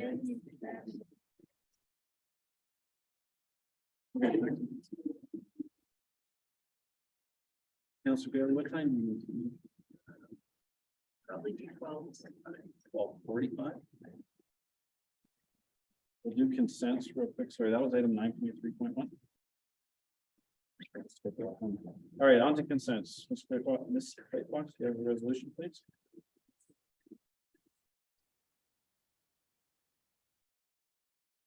The consent agenda items listed for the March 22nd, 2023 council meeting be received from the commission. We'll move to that, please. Councilor Spillis, second by Councilor Hurst. Any items to be removed? Councilor Boyd? No. Councilor Spillis? No. Nope. I have a couple. Oh, Sorry, Just I'll make it quick. totally. What numbers are they? Sorry, the first one is the Grand Valley, Grand River Raccoon. Sorry, I need numbers. Sorry. 6.2. 622. 6.2. Okay, and the second one? The insurance. Which one is, which one? Yeah. Okay, just those two items, Councilor Hurst. All right, we can receive the remainder of those. All in favor? It's carried. Okay, Councilor Hurst, 6.2. Yeah, so I think the 2 points that I had there, I think it would be important. I really appreciated the other conservation authority that came and presented their strategic plan and their budgets, and I would recommend that this conservation authority do that as well. But I think what I really want to see is the projects that are specific to this township articulated. I went through that entire report and I noted twice in 40 odd pages where there's actually any reference to this township. So I think it would be important for us to know specifically, having a report, which projects that the conservation authority is doing, in this township, because that's the net benefit to the residents, so that was my request of that one. Okay. Second one, the insurance group. Hold on a second. We'll deal with 6.2 first, and then we'll. So what did you capture there? Through you, Mr. Chair, was it, the intent that we're asking them to come and do a similar presentation as Fulton and to, be specific to the projects and the information that's relevant to West Lynch? So that's moved, seconded. Somebody? Okay. Comments, Councilor Guida? Yeah, I seem to remember that they used to come and do that, but maybe I'm mistaken. But I know one of them we passed that we didn't want them to come because we were such a minor contributor, but that was Hamilton. If I'm not mistaken, I do remember that we did have at one point presentations annually from the conservation and I can't remember when, and they were exceptionally long presentations. So I do like the idea of focusing the presentations sort of specific to West Lynch rather than broad. That it can, you know, every there. So I was. Yes, my recollection was we basically told all the conservation authorities, don't worry about it. It's such a small potato given the magnitude of the other areas. In say, primary conservation area, like we're small amount, 28,000, something like that, whereas others are in Millions. Millions type of thing. But certainly I would support, even a limited presentation, 5 or 6 lines. Where's the suggestion? Okay, just so probably a report on activities with Wilson and the properties, because Councilor Bailey. I think, although we are a small part of all the different conservation areas, I think it is still important to remind them that we are here and we're important, and maybe it is the opportunity to, you know, ask for a few, you know, parking spaces in front of the trails, or that, you know, be that little stone in their shoe that, you know, they don't forget about. So I like the idea of narrowing in. Same thing, I go through this report and I'm trying to find what's relevant to me right now. And it's really hard to find the little bits of West Lynch in there. So I like the idea of focusing their report on that. Yeah, when we first did that, I mean, their conservation areas were not in the crosshairs of the province. Now there's a lot of changes going on. They've been told to look at properties for development. I believe they've got to focus their mandates, and there could be potential land divestiture, whatever that term is. So yes, I think asking for a bit of a report locally, but I wouldn't be opposed to a very high level component of what they're up to in the watershed, because we are a contributor, but we definitely don't need a, you know, very, we can leave that with staff to articulate that to them. Councilor Rivers. Yeah, I think to me, it's like, it was a great report that wasn't entirely relevant to this township, other than you have the whole details. So I think I would just like a small report, an update on activities that are relevant to our community, and that also, maybe to piggyback on Councilor Bailey's comment, allows us to make some specific recommendations of activities that are within the any conservation authority's remit, depending on the geography, that are pertinent. And I think the only other add I would have is, although we're maybe a small portion of any of the conservation authorities, often from a residential standpoint or a taxpayer standpoint, that's a key touch point for a lot of them, the parks, the recreational activities. So although it's small, it's a high touch point. So I think that's important for us to be aware of what's going on. Yeah. Second, Question about, would you have an objection if I add an amendment to your motion that they also include brief discussion on access to Wilson Lake? Great suggestion.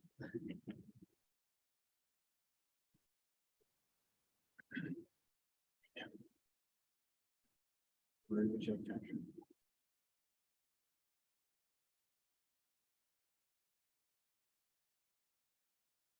the consent agenda item 6.2 listed for the March 22nd council meeting be received, and that Grand River Conservation Authority be requested to present or prepare a report for West Lynch Council And that the presentation or report focus on projects and information relevant to Quislinch.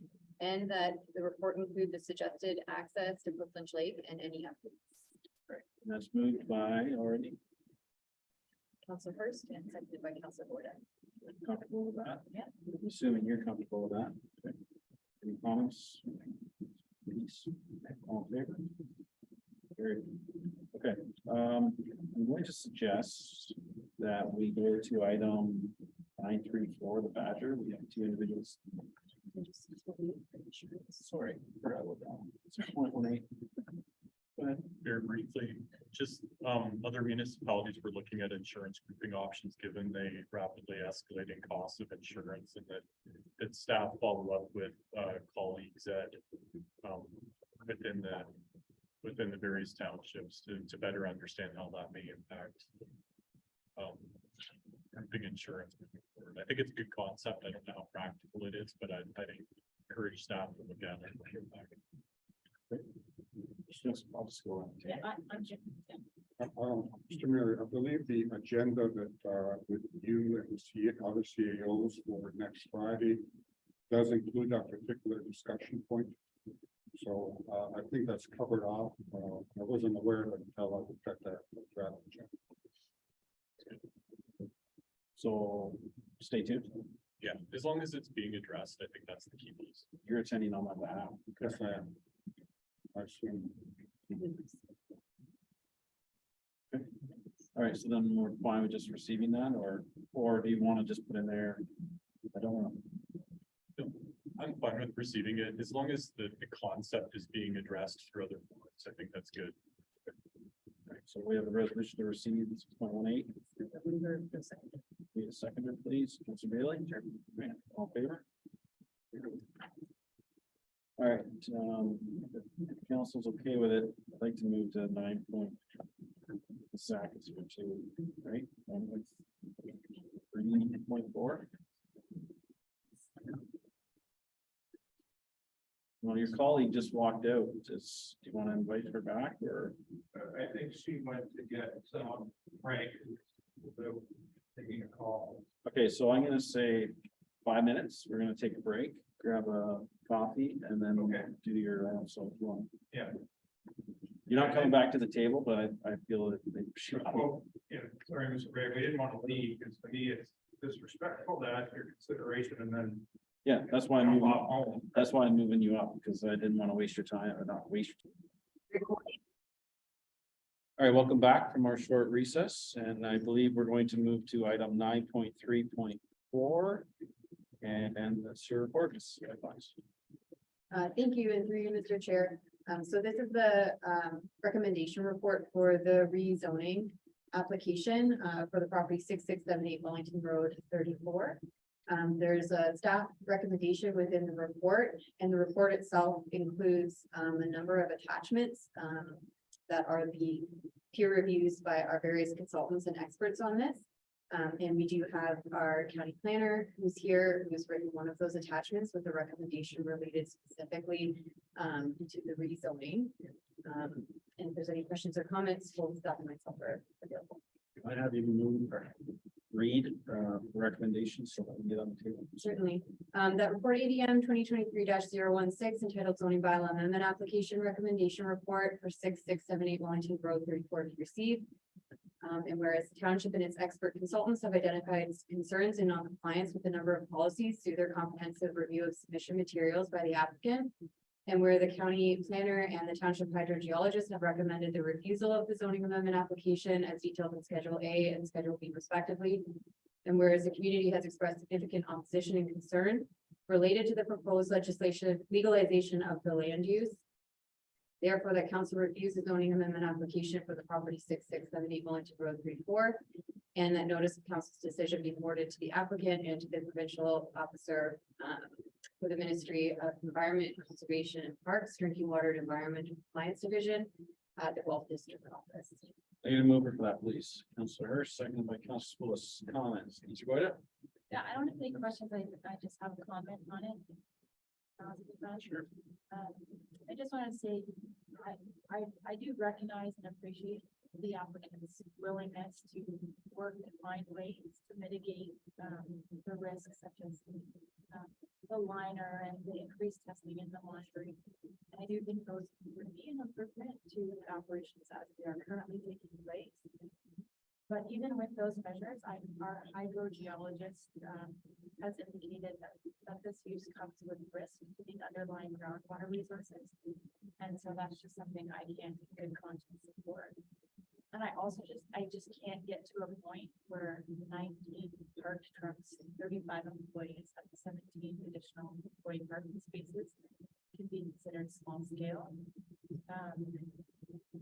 In the report, it indicates there are suitable locations for this type of activity that don't come with the same risk related to the drinking water supply. And I realize and appreciate that that's not likely the most convenient or cost effective way to go for the applicant, but I do think it's the responsible thing to do. And so I would support the resolution. Mrs. Wilson? I support the resolution as written. Certainly, I would welcome Badger to come into our industrial site and do all the necessary environmental steps necessary to make their site workable and industrial. So they're always welcome to come forward. Councillor Bailey? I have no comments, but I support the recommendation. Councillor Hurst?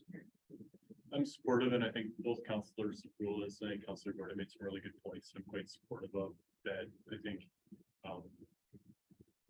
Badger has a pathway to compliance if they choose to go down that path.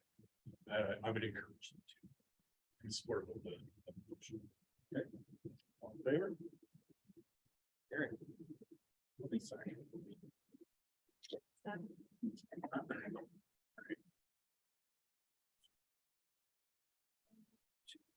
9.2.1. No, What did I miss? Sorry. 8.1.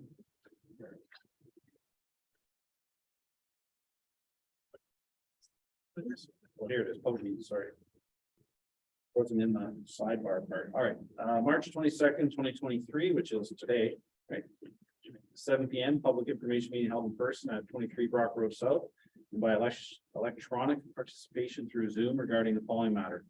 Proposed zoning bylaw amendment D14/WEL Wellington Motor Freight 128 Brock Road South. Mr.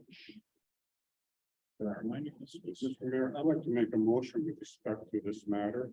Not a public meeting, but the rezoning application.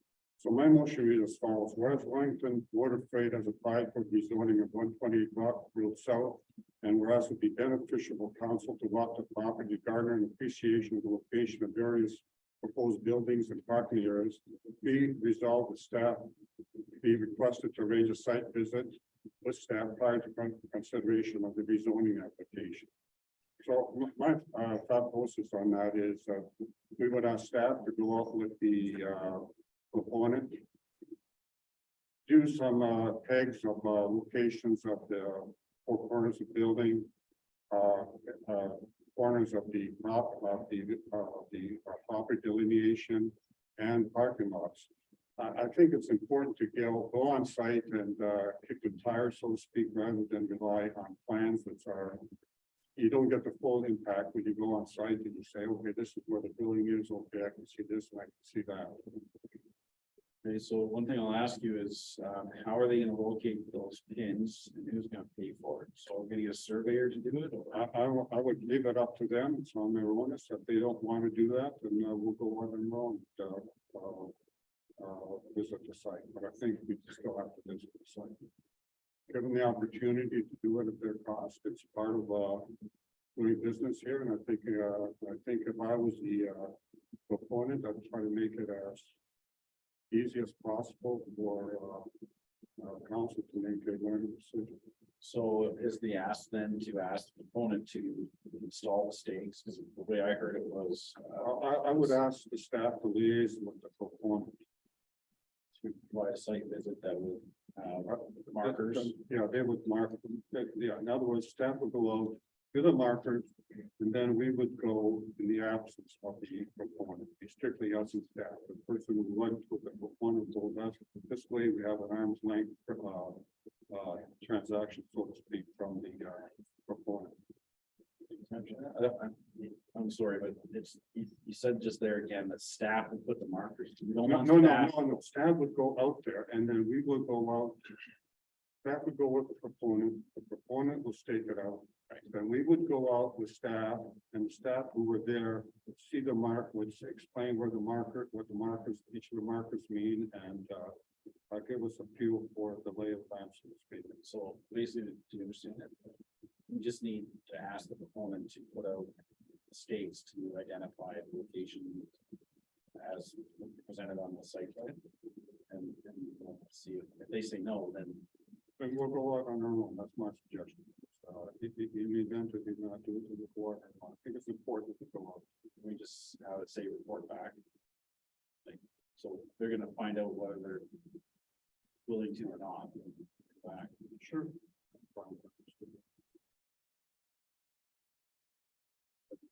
Once we know if there's markers, then we can say as the session.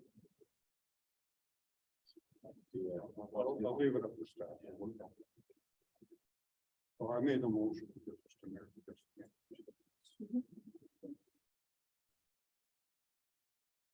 The council directs staff to request the owner of 128 Brock Road South to stake the property in accordance with the proposed application. And to also permit council and staff to perform a site visit of the property to view the proposed development concept with the stakes.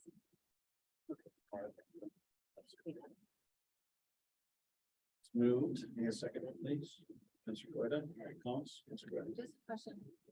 It doesn't specifically outline in the resolution that maybe it doesn't have to, but I just don't want it to be interpreted that council is going to meet with the applicant on site and do it, that it's different, that's separate. But there's a separation there that we wouldn't be going without the presence of the applicant. And Maybe it doesn't need to say that in the resolution. I don't know if that could just be, Well, staff.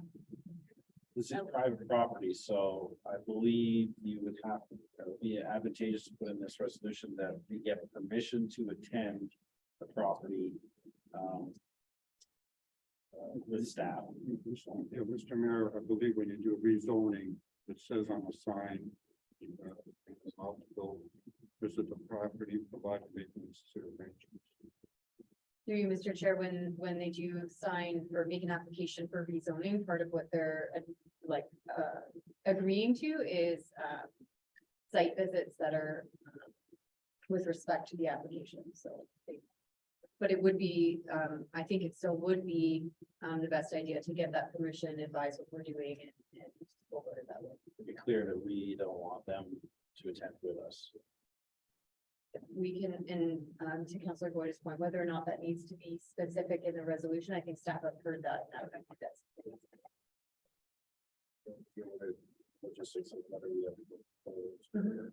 Have to do a mini meeting there. Just training purposes. Possibly.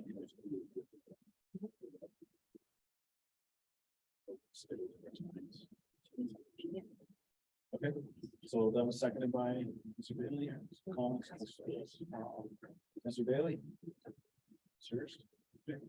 All in favor? It's carried. All right. Now we're on to 9.2.1, correct? That's Morella. Oh, it does say presented by Mary, and I didn't read it. I apologize. Mrs. Sam? Hello, Council. So this report here is a report that's required in accordance with the Municipal Act. And I can answer any questions from Council. It's an annual report that's received by Council. Resolution, please. The report FIN 2023-009 entitled Remuneration and Expenses Paid to Members of Council and Others for 2022 be received. And move for that, please. Councilor Boyd, second by Councilor First. Questions or comments for Mrs. Sam? All in favor? That's carried. All right, Mrs. Sam, 9.2.2. So this is just a report in order to get Council's authorization to enter into a grant agreement with the Federation of Canadian Municipalities for the Municipal Asset Management Program. for the reporting of conditions and traffic volumes of our road network. I'd be happy to answer any of council's questions. Read the resolution, please. The report FIN 2023-010 entitled Municipal Asset Management Program, Execution of Grant Agreement be received. And the council give 3 readings to bylaw number 2023-016, being a bylaw authorizing the entry into a grant agreement with the Federation of Canadian Municipalities for the Municipal Asset Management Program for the reporting of conditions and traffic volumes of the Township of Westland Road Network. All right, we move for that, please. Councillor Hurst, seconded by Councillor Bailey. Questions or comments for staff? All in favor? Carried. Right. Yeah, 9.2.3, Mrs. San.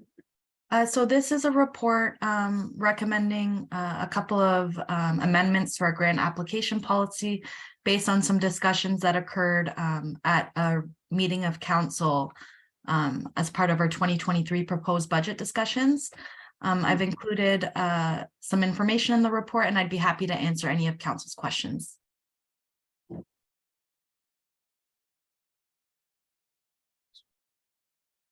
That report FIN 2023-011 entitled Grant Application Policy Amendments be received, and that clause 2 of the grant application policy, which discusses organizations that are not eligible for funding, be amended to include the following wording as outlined in Schedule A to the report. Groups or organizations of a religious nature, unless the funding request is for a local, non-denominational event, program, service, or activity open to the entire community, which demonstrates a benefit to the township and its residents. The funding request must demonstrate a distinct separation between religious events, program services, or activities. All right, I'm gonna move for that, please. Councillor Willis, seconded by Councillor Bailey. Any comments or questions? Ms. Bailey? Just a question, where this stemmed from. The organization was looking for funding to purchase an item. I think it was a lawnmower. So, This is Ellis Chapel. Yeah, Which is so a they- lawnmower, which are so question to staff, would that be captured in this as a service, or do we need to add some wording around funding for an item, funding for, I don't know, operational needs? Because there is, So our grant application policy is specific in terms of what's not eligible for funding, and typically like equipment or operating costs, I believe. So the grant application policy specifically indicates what types of requests are not eligible for funding. And as long as the application that's received doesn't include those requests, then and the application received is in accordance with the remaining criteria in the policy, then it would be eligible. so if we were using the example of the Ellis Chapel, putting in a grant application to help replace their lawn tractor, this still would not allow them to have gotten to get the grant? So the grant application policy specifically, so it would have to be reviewed on a case-by-case basis, but I'm looking at that policy right now and it says equipment is not eligible for funding. It says personal equipment. I guess that's not really personal equipment. So I think, sorry. Okay. It's okay. It's okay, yeah, case by case, and it opens the door a bit for that, so thanks. No problem. Questions? Yeah, we were second. All in favor? Carried.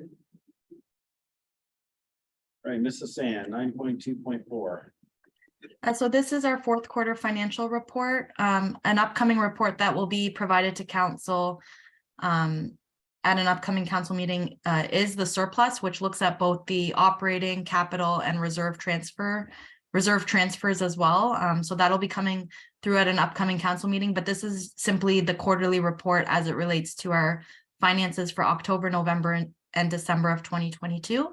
I'd be happy to answer any of council's questions. That report FIN 2023-012 entitled Fourth Quarter Financial Report for 2022 be received. Ready to move for that, please? Councillor Spillis, second by Councillor Hurst. Questions or comments? All in favor? Carried.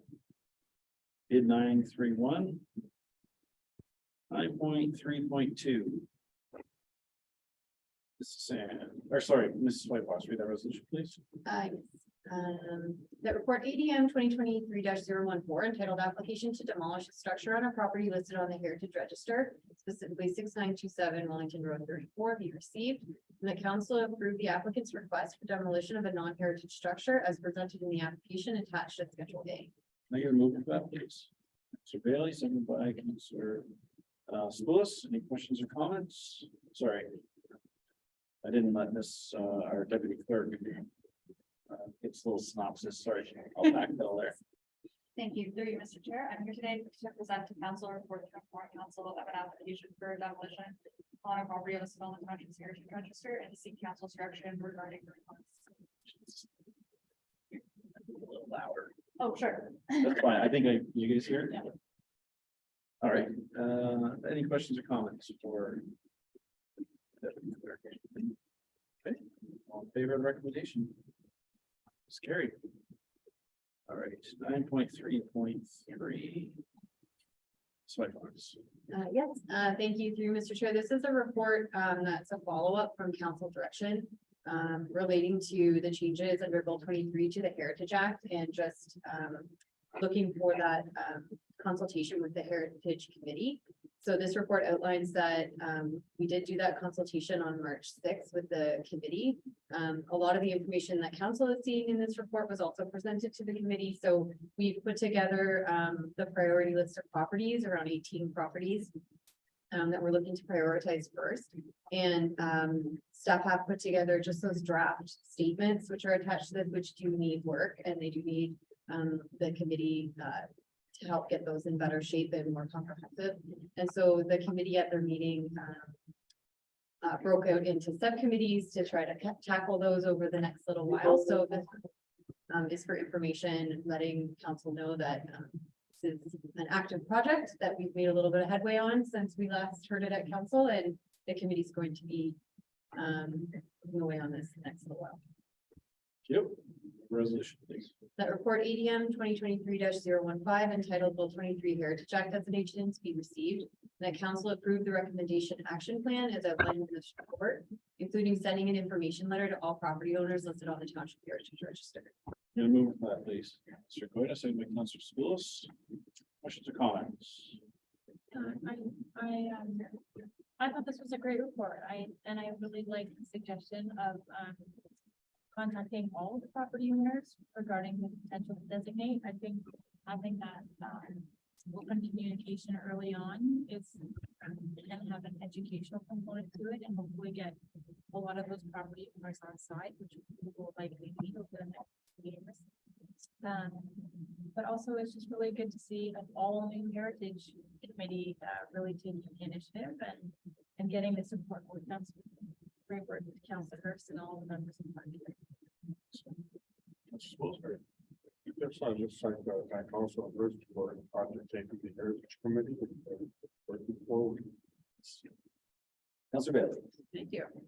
Yeah, I was quite pleased to see how much work has been done so far. When you look at how many properties, potentially we have, and we're only into March, it makes it seem like this is doable. When you figure it out. Just as Councilor Goyda was talking, I'm wondering maybe if you could take back to the committee or staff can comment just on the idea of maybe doing some sort of heritage designation open house or something where it actually can bring all the different property owners together to maybe talk about all the changes that are happening and the goals that the committee has and what are what the mandate is, what Bill 23 has kind of thrown at us and why this is going on. I don't know what you think about that, but I'll leave it with you. Leave that with Councilor Hurst. Yeah. Councilor Hurst, Thank comments? you. Good suggestion. So maybe just a couple comments. I think very engaged Heritage Committee has noted entirely new membership, which is exciting, I think, from our standpoint. One thing I would, maybe two comments that I would share is in going through the priority listing, we did have a pretty robust conversation around ensuring facilities that we're going to go through through the process are willing participants. The second is, we tried to prioritize as high potential sites where there's adequate information available for us to do the submission. The other piece, we did have a discussion around religious properties, and one of the committee members is a minister within the Presbyterian Church, and she was quite helpful in providing us guidance that if the church doesn't particularly have a congregation, it would be a higher priority because of the property maybe type of things. So really what we tried to do in that prioritizing process is add all those filters. That's the initial list that came up. So a lot of work to do in 2 years, but my aspiration is that between the committee members and staff, that in 2 years' time, we have this list gone through the process and are working on the next. Thanks to the staff. It was a really good kickoff meeting. So, right, so then we have a second. All in favor? Carried. All right. Correspondence 10.1, resolution for that.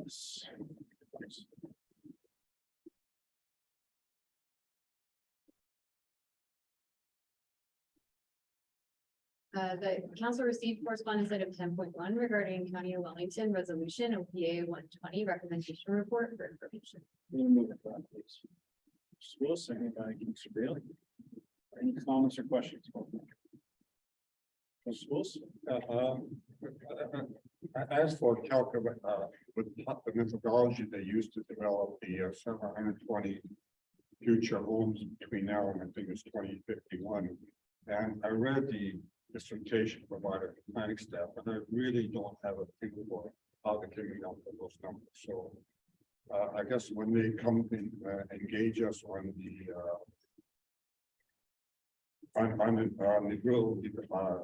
development of rural areas, that if they come forward and really explain how they're coming up with 720 numbers. I look at that and say, okay, that amounts to about 17 censuses per year. And I know we haven't had 17 censuses per year, so I really have a hard time where they're getting this number from.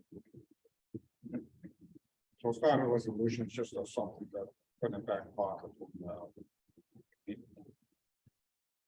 Yeah, and I was approached that they didn't modify the allotment prior to the adoption of this at the county. And at the time, my opinion was I'm more focused on the rules around severances, things like that, because it's, and I'm not discounting what you're saying, because they can allot us 700, they can allot us 100. But it's all very dependent on how many people qualify through that checklist. So that's where I've been focusing on, and specifically the one severance goals 2005. So if they were to, as this council supported moving that date, it's going to allow more consensus within the township and provide us growth and support through the future. So that was just the brief conversation I had. I didn't put a lot of focus on getting that changed or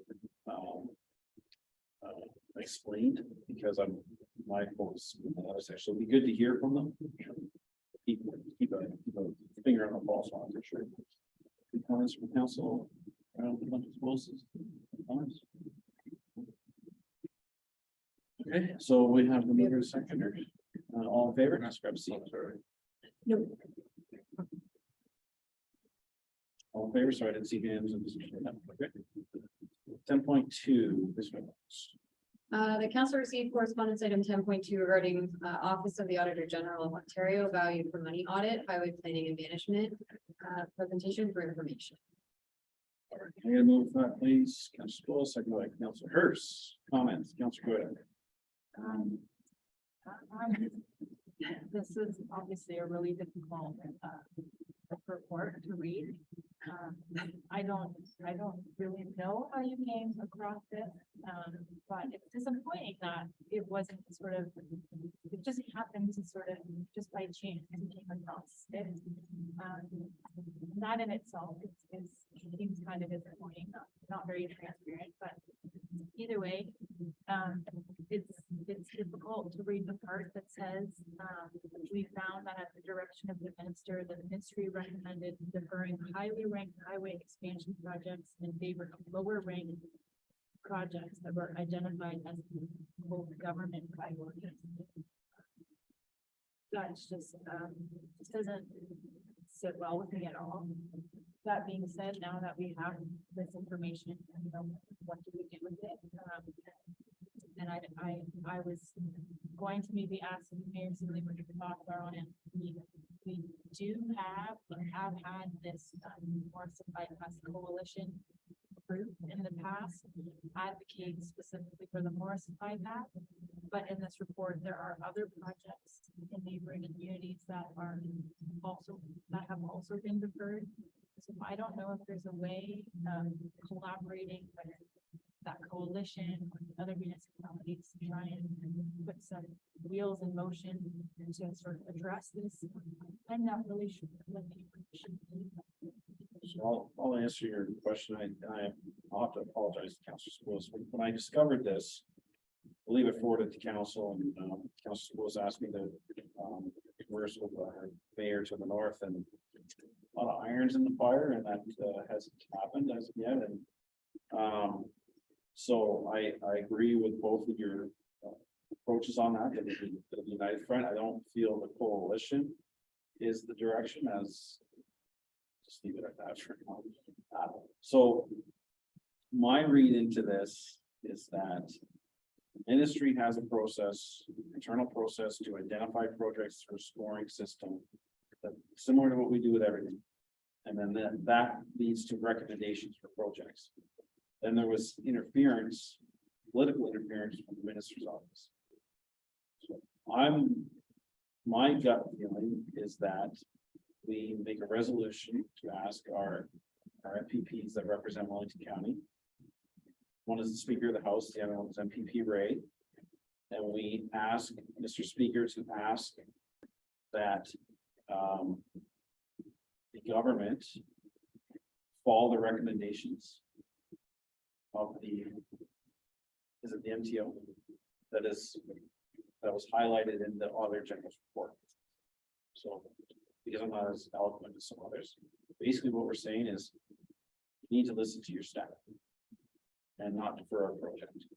And I would like to see that go to MPP Ray and Mr. Speaker. And I also thought it would be worth discussion circulating that to all MPPs, because our representative is the Speaker of the House. He's not a part of the caucus conversation. So MPP Ray, who doesn't represent Coastal, but he represents the northern half of Wellington County, is. So if we educate the remaining caucus members, hopefully there'll be some discussion in caucus, but also other members of the House of Commons would have this information and see that maybe that was first conversation. So I feel that's a better direction than the coalition. We've done the advocacy of the coalition, is not that we should abandon it, but this needs to be highlighted. I feel the MPP. So Mr. Mayor, rather than us going at it alone, perhaps my suggestion would be we listed the county, city of Guelph, and region of Waterloo to pen a joint letter to the caucus with respect to this. I think there's strength in numbers. Like we have the Morrison Bypass, but the city of Guelph has the Hamlet Expressway, and Waterloo and Guelph have Highway 7. So those are very high priority, a lot higher than the list provided by the powers of the province. So my suggestion is that we ask our staff to reach out to City of Guelph, the county, and Regional Waterloo. We see if they're willing to kind of joint letter going to the province for the caucus. I don't know, is a caucus imminent? Is there a caucus meeting? Are you referring to? I'm not sure when they meet, to be honest with you. I just know that they meet behind. So my suggestion is to kind of, all three of us send a joint letter to the province, to all the MPPs. So how difficult would it be to draft a joint letter that gets endorsement from the three councils? Three staffs work together for a joint letter. Then able to try to get endorsement from three councils. Or at a minute, I would prefer councils, but it might be easier to just get three mayors to sign. That's exactly what I'm looking at, just the thing there. So that would be easier than trying to get it through council. This is time sensitive, so reach out to your counterparts. I don't know who would volunteer to draft a letter. So through you, Mr. Chair, staff can prepare something in draft and then circulate it to yourself. And then when it's the one that's agreeable with council, and then we can reach out to it was City of Guelph's mayor and the County of Wellington And regional water. in the region of Waterloo. Mr. Mayor, I personally don't have to see the letter, but if you're comfortable the way it's signed type of thing, just give it sign, I'm fine. with that. Yeah. Staff can circulate it. Just as long as we have permission to sign it and move forward and keep it. You're comfortable with that, right?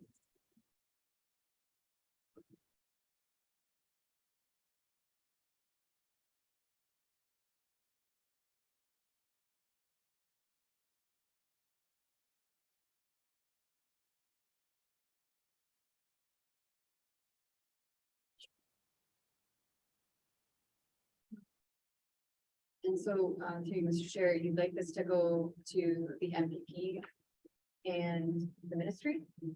Once it's prepared, or who would that be? Just send it out. To every end all members, like. All member- members. Okay.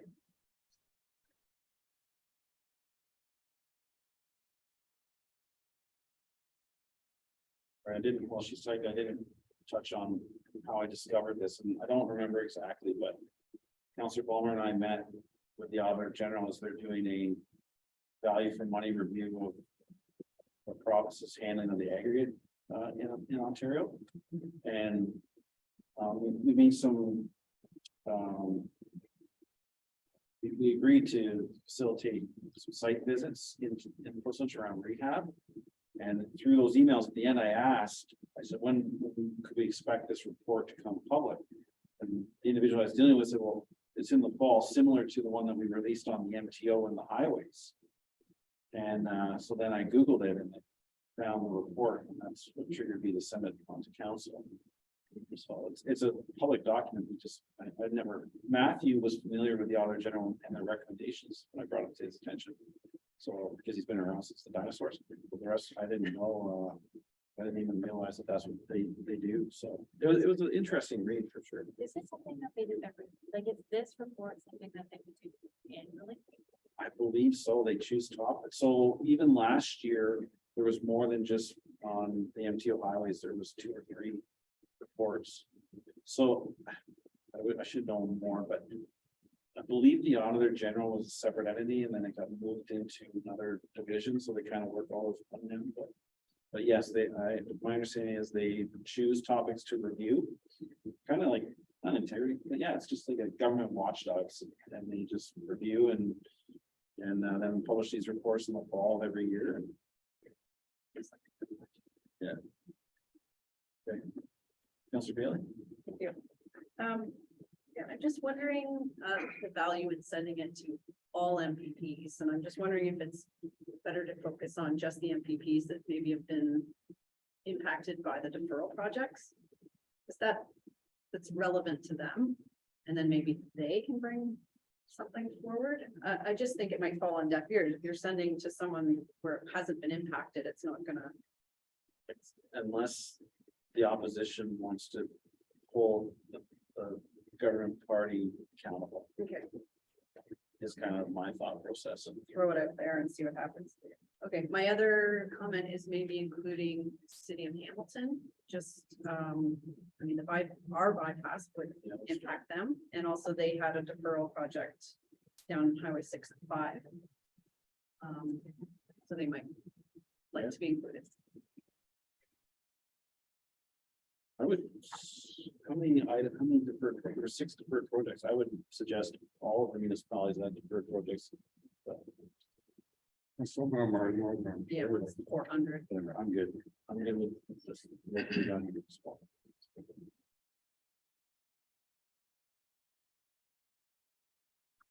Sirs? Sure, couple comments, very supportive of the approach, a couple filters, just maybe from my perspective. I see great potential in MPP Ray, who just received a promotion 2 weeks ago to parliamentary assistant for municipal affairs, so really important now. So I think that's really vital for this cause. A, B, I like the letter. I think there's tremendous value in all the municipalities aligning on some very key messaging and holding accountability. So I think this is really important. It's a government document. They're held accountable to these. So I think that's important. One other thing I would maybe share from my perspective is the economic impact, and I'll part the health and safety aspects of the Highway 6 bypass. Given the current Ford government, economic impact analysis is a topic du jour from their standpoint. Just from an agricultural filter, I can share, because we went through at a business level a very lengthy consultation process with Hamilton's alternative trucking route that just went through. 50% of the soybeans grown in the province of Ontario are transported to the Hamilton terminal, Highway 6. 80% of the wheat grown in the province of Ontario transported to the Hamilton port, Highway 6. Impacts on trucking to get a bypass done are fantastic. Positive economic benefit to the entire agricultural sector north of the 401, the province of Ontario. That's really important. So if we're looking for an issue to engage the provincial government on, this is the type of language that gets their attention. Just a comment. I have a motion. Can you draft a letter? So that joking aside, would you be able to provide staff with a blurb that they could include in a letter that highlights that? That would be excellent. I'm just stealing from prior government submissions. That's excellent. Sorry. I think this is supportive. I think the last comment I would make is, if I recall back to the municipal election debate last October, this was a topic that I think every candidate, whether they were elected or not, was in support of. So I think from a township standpoint, this is like, we need to show the residents that we're moving on this issue. And I think this is a really good opportunity to hold the government accountable. This question, with involving OMAPRA in the circulations as well, would that help? Good point. The Minister of Agriculture, I think, would be very open. And just the comment around the caucus, they meet every week on various topics, right? So I think the only other one I would add is the new Andrea Horvath's old riding, the Hamilton, which the highway transports through, just went to the New Democrats as the next candidate. I don't recall the individual's name, but I think this is a great opportunity for engagement with the elected official on an issue that's pertinent to their own riding, but also as the official opposition. This gives really good feedback for a discussion in the Ontario legislature. If they're, we have to be careful, but this gives some fodder to holding the government accountable. So I think there's great opportunity here to feed our case and get some input from the government on this, which they've already said is a good program.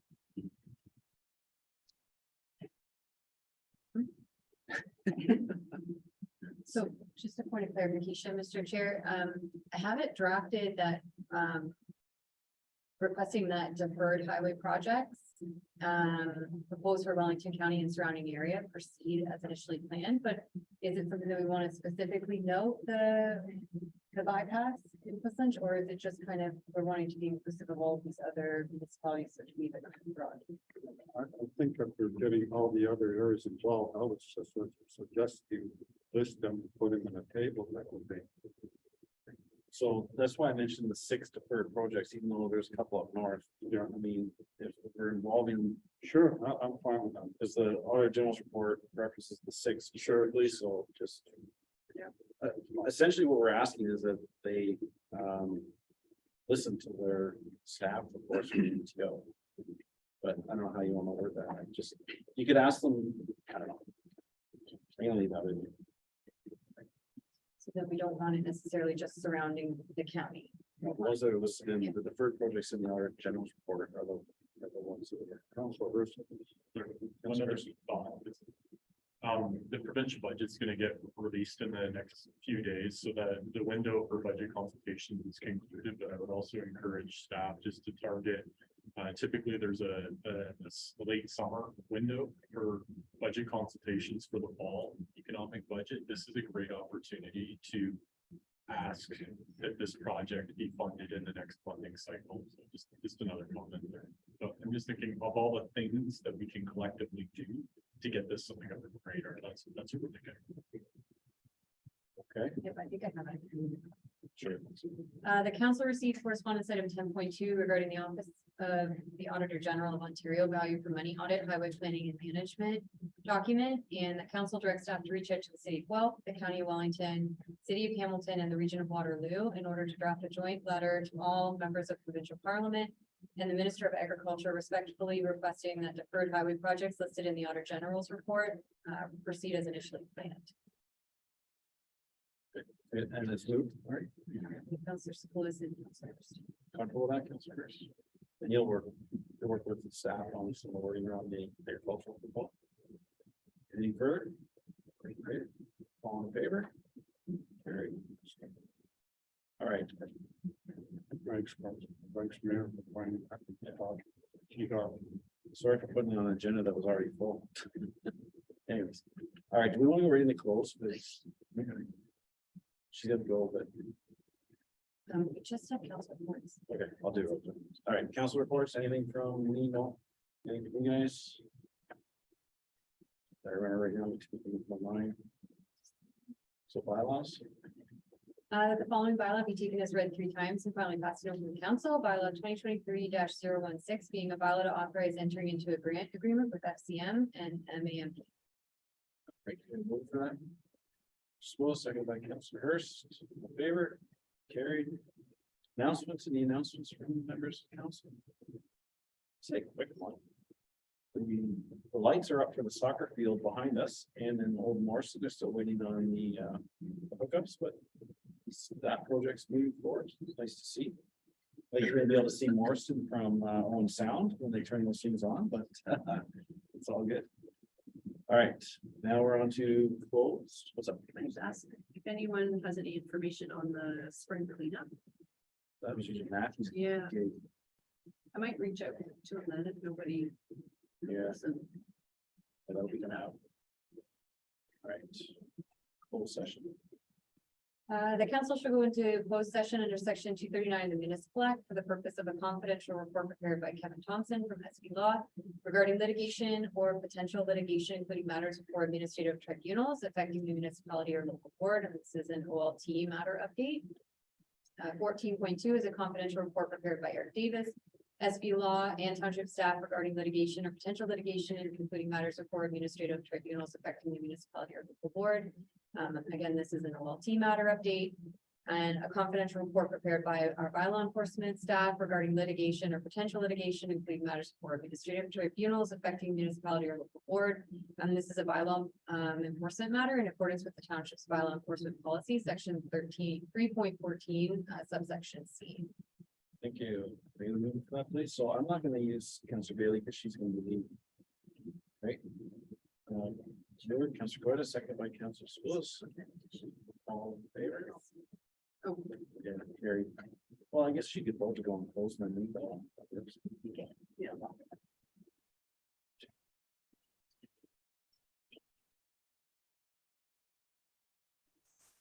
All right, Ms. Whitefox, you have some resolutions for us, please? The council moves into open session at 2:18 PM. Can move it for that, please? Councilor Goda, second by Councilor Spillis, all in favor? It's carried. And the council receives the confidential verbal report prepared by Kevin Thompson at SB Law regarding litigation or potential litigation, including matters before administrative tribunals affecting municipality or local board. And that was an update on an OLT matter. A confidential verbal report prepared by Eric Davis from SB Law and township staff regarding litigation or potential litigation, including matters before administrative tribunals affecting a municipality or local board. And that was a separate update on an OLT matter. And the confidential report prepared by violent enforcement staff regarding litigation or potential litigation, including matters before administrative tribunals affecting municipality or local board, and that was in relation to a bylaw enforcement matter in accordance with the township's bylaw enforcement policy, section 3.14, subsection C, and that staff proceed as directed. Gonna move it for that, please. Willis, and by Council Hurst, all in favor? Carried. Leave, next item is 14.4, so I'm gonna declare a potential pecuniary interest as I previously worked for the township of Whistler, and I will be handing over the chair to Councilor Hurst as the alternate mayor for March. Yes. Thank you. Councilor Hurst, I do have a motion to bring us into close whenever you're ready. So that council shall go into closed session under section 239 of the municipal act for the purpose of a confidential report prepared by the township solicitor regarding advice that is subject to solicitor-client privilege, including communications necessary for that purpose, and this is relating to a human resource matter. Thank you. We have a motion for Councilor Lewis. Councilor Goyda. Approved. Great, I'm going to lock the webinar and stop the recording.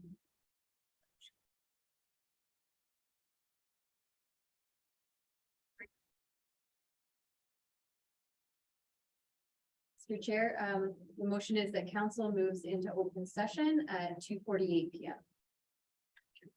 Councilor Lewis. Councilor Goyda. Approved. And the motion is that council receives the confidential report prepared by the township solicitor regarding advice that is subject to solicitor-client privilege, including communications necessary for that purpose, and this is related to a human resource matter, and that council directs staff to proceed as directed. Councilor Goyda. Councilor Lewis. Great. All support.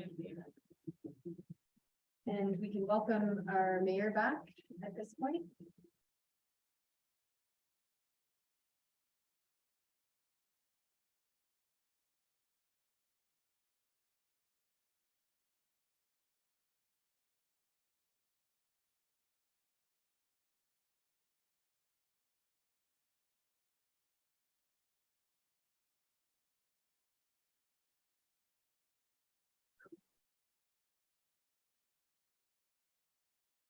Yes, you get me for the rest of the afternoon.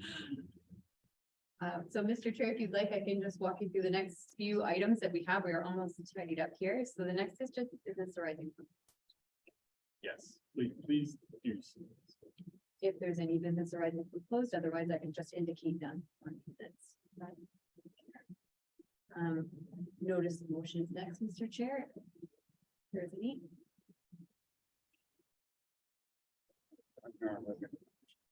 Have anything? Nothing for myself, so I don't need a motion. Number 17 is just any new business you'd like to inquire. Any new business that anybody cares to bring up? And Okay. confirmatory bylaw and then adjournment after that. So if you, it's all right, I'll read out the resolution for confirmatory. Yes, please. Okay. That the following bylaw be taken as read 3 times and finally passed in open council, and this is bylaw number 2023-017. To confirm the proceedings of council for the corporation, the township of Whistler, at its meeting held on the 22nd day of March, 2023. Councilor Lewis, Councilor Goyda, all support. Finally, the council hereby adjourns at 2:51 PM. Councilor Goyda. You guys are getting good at this. We keep going back and forth. Yes, all in favor? 2:51, meeting adjourned.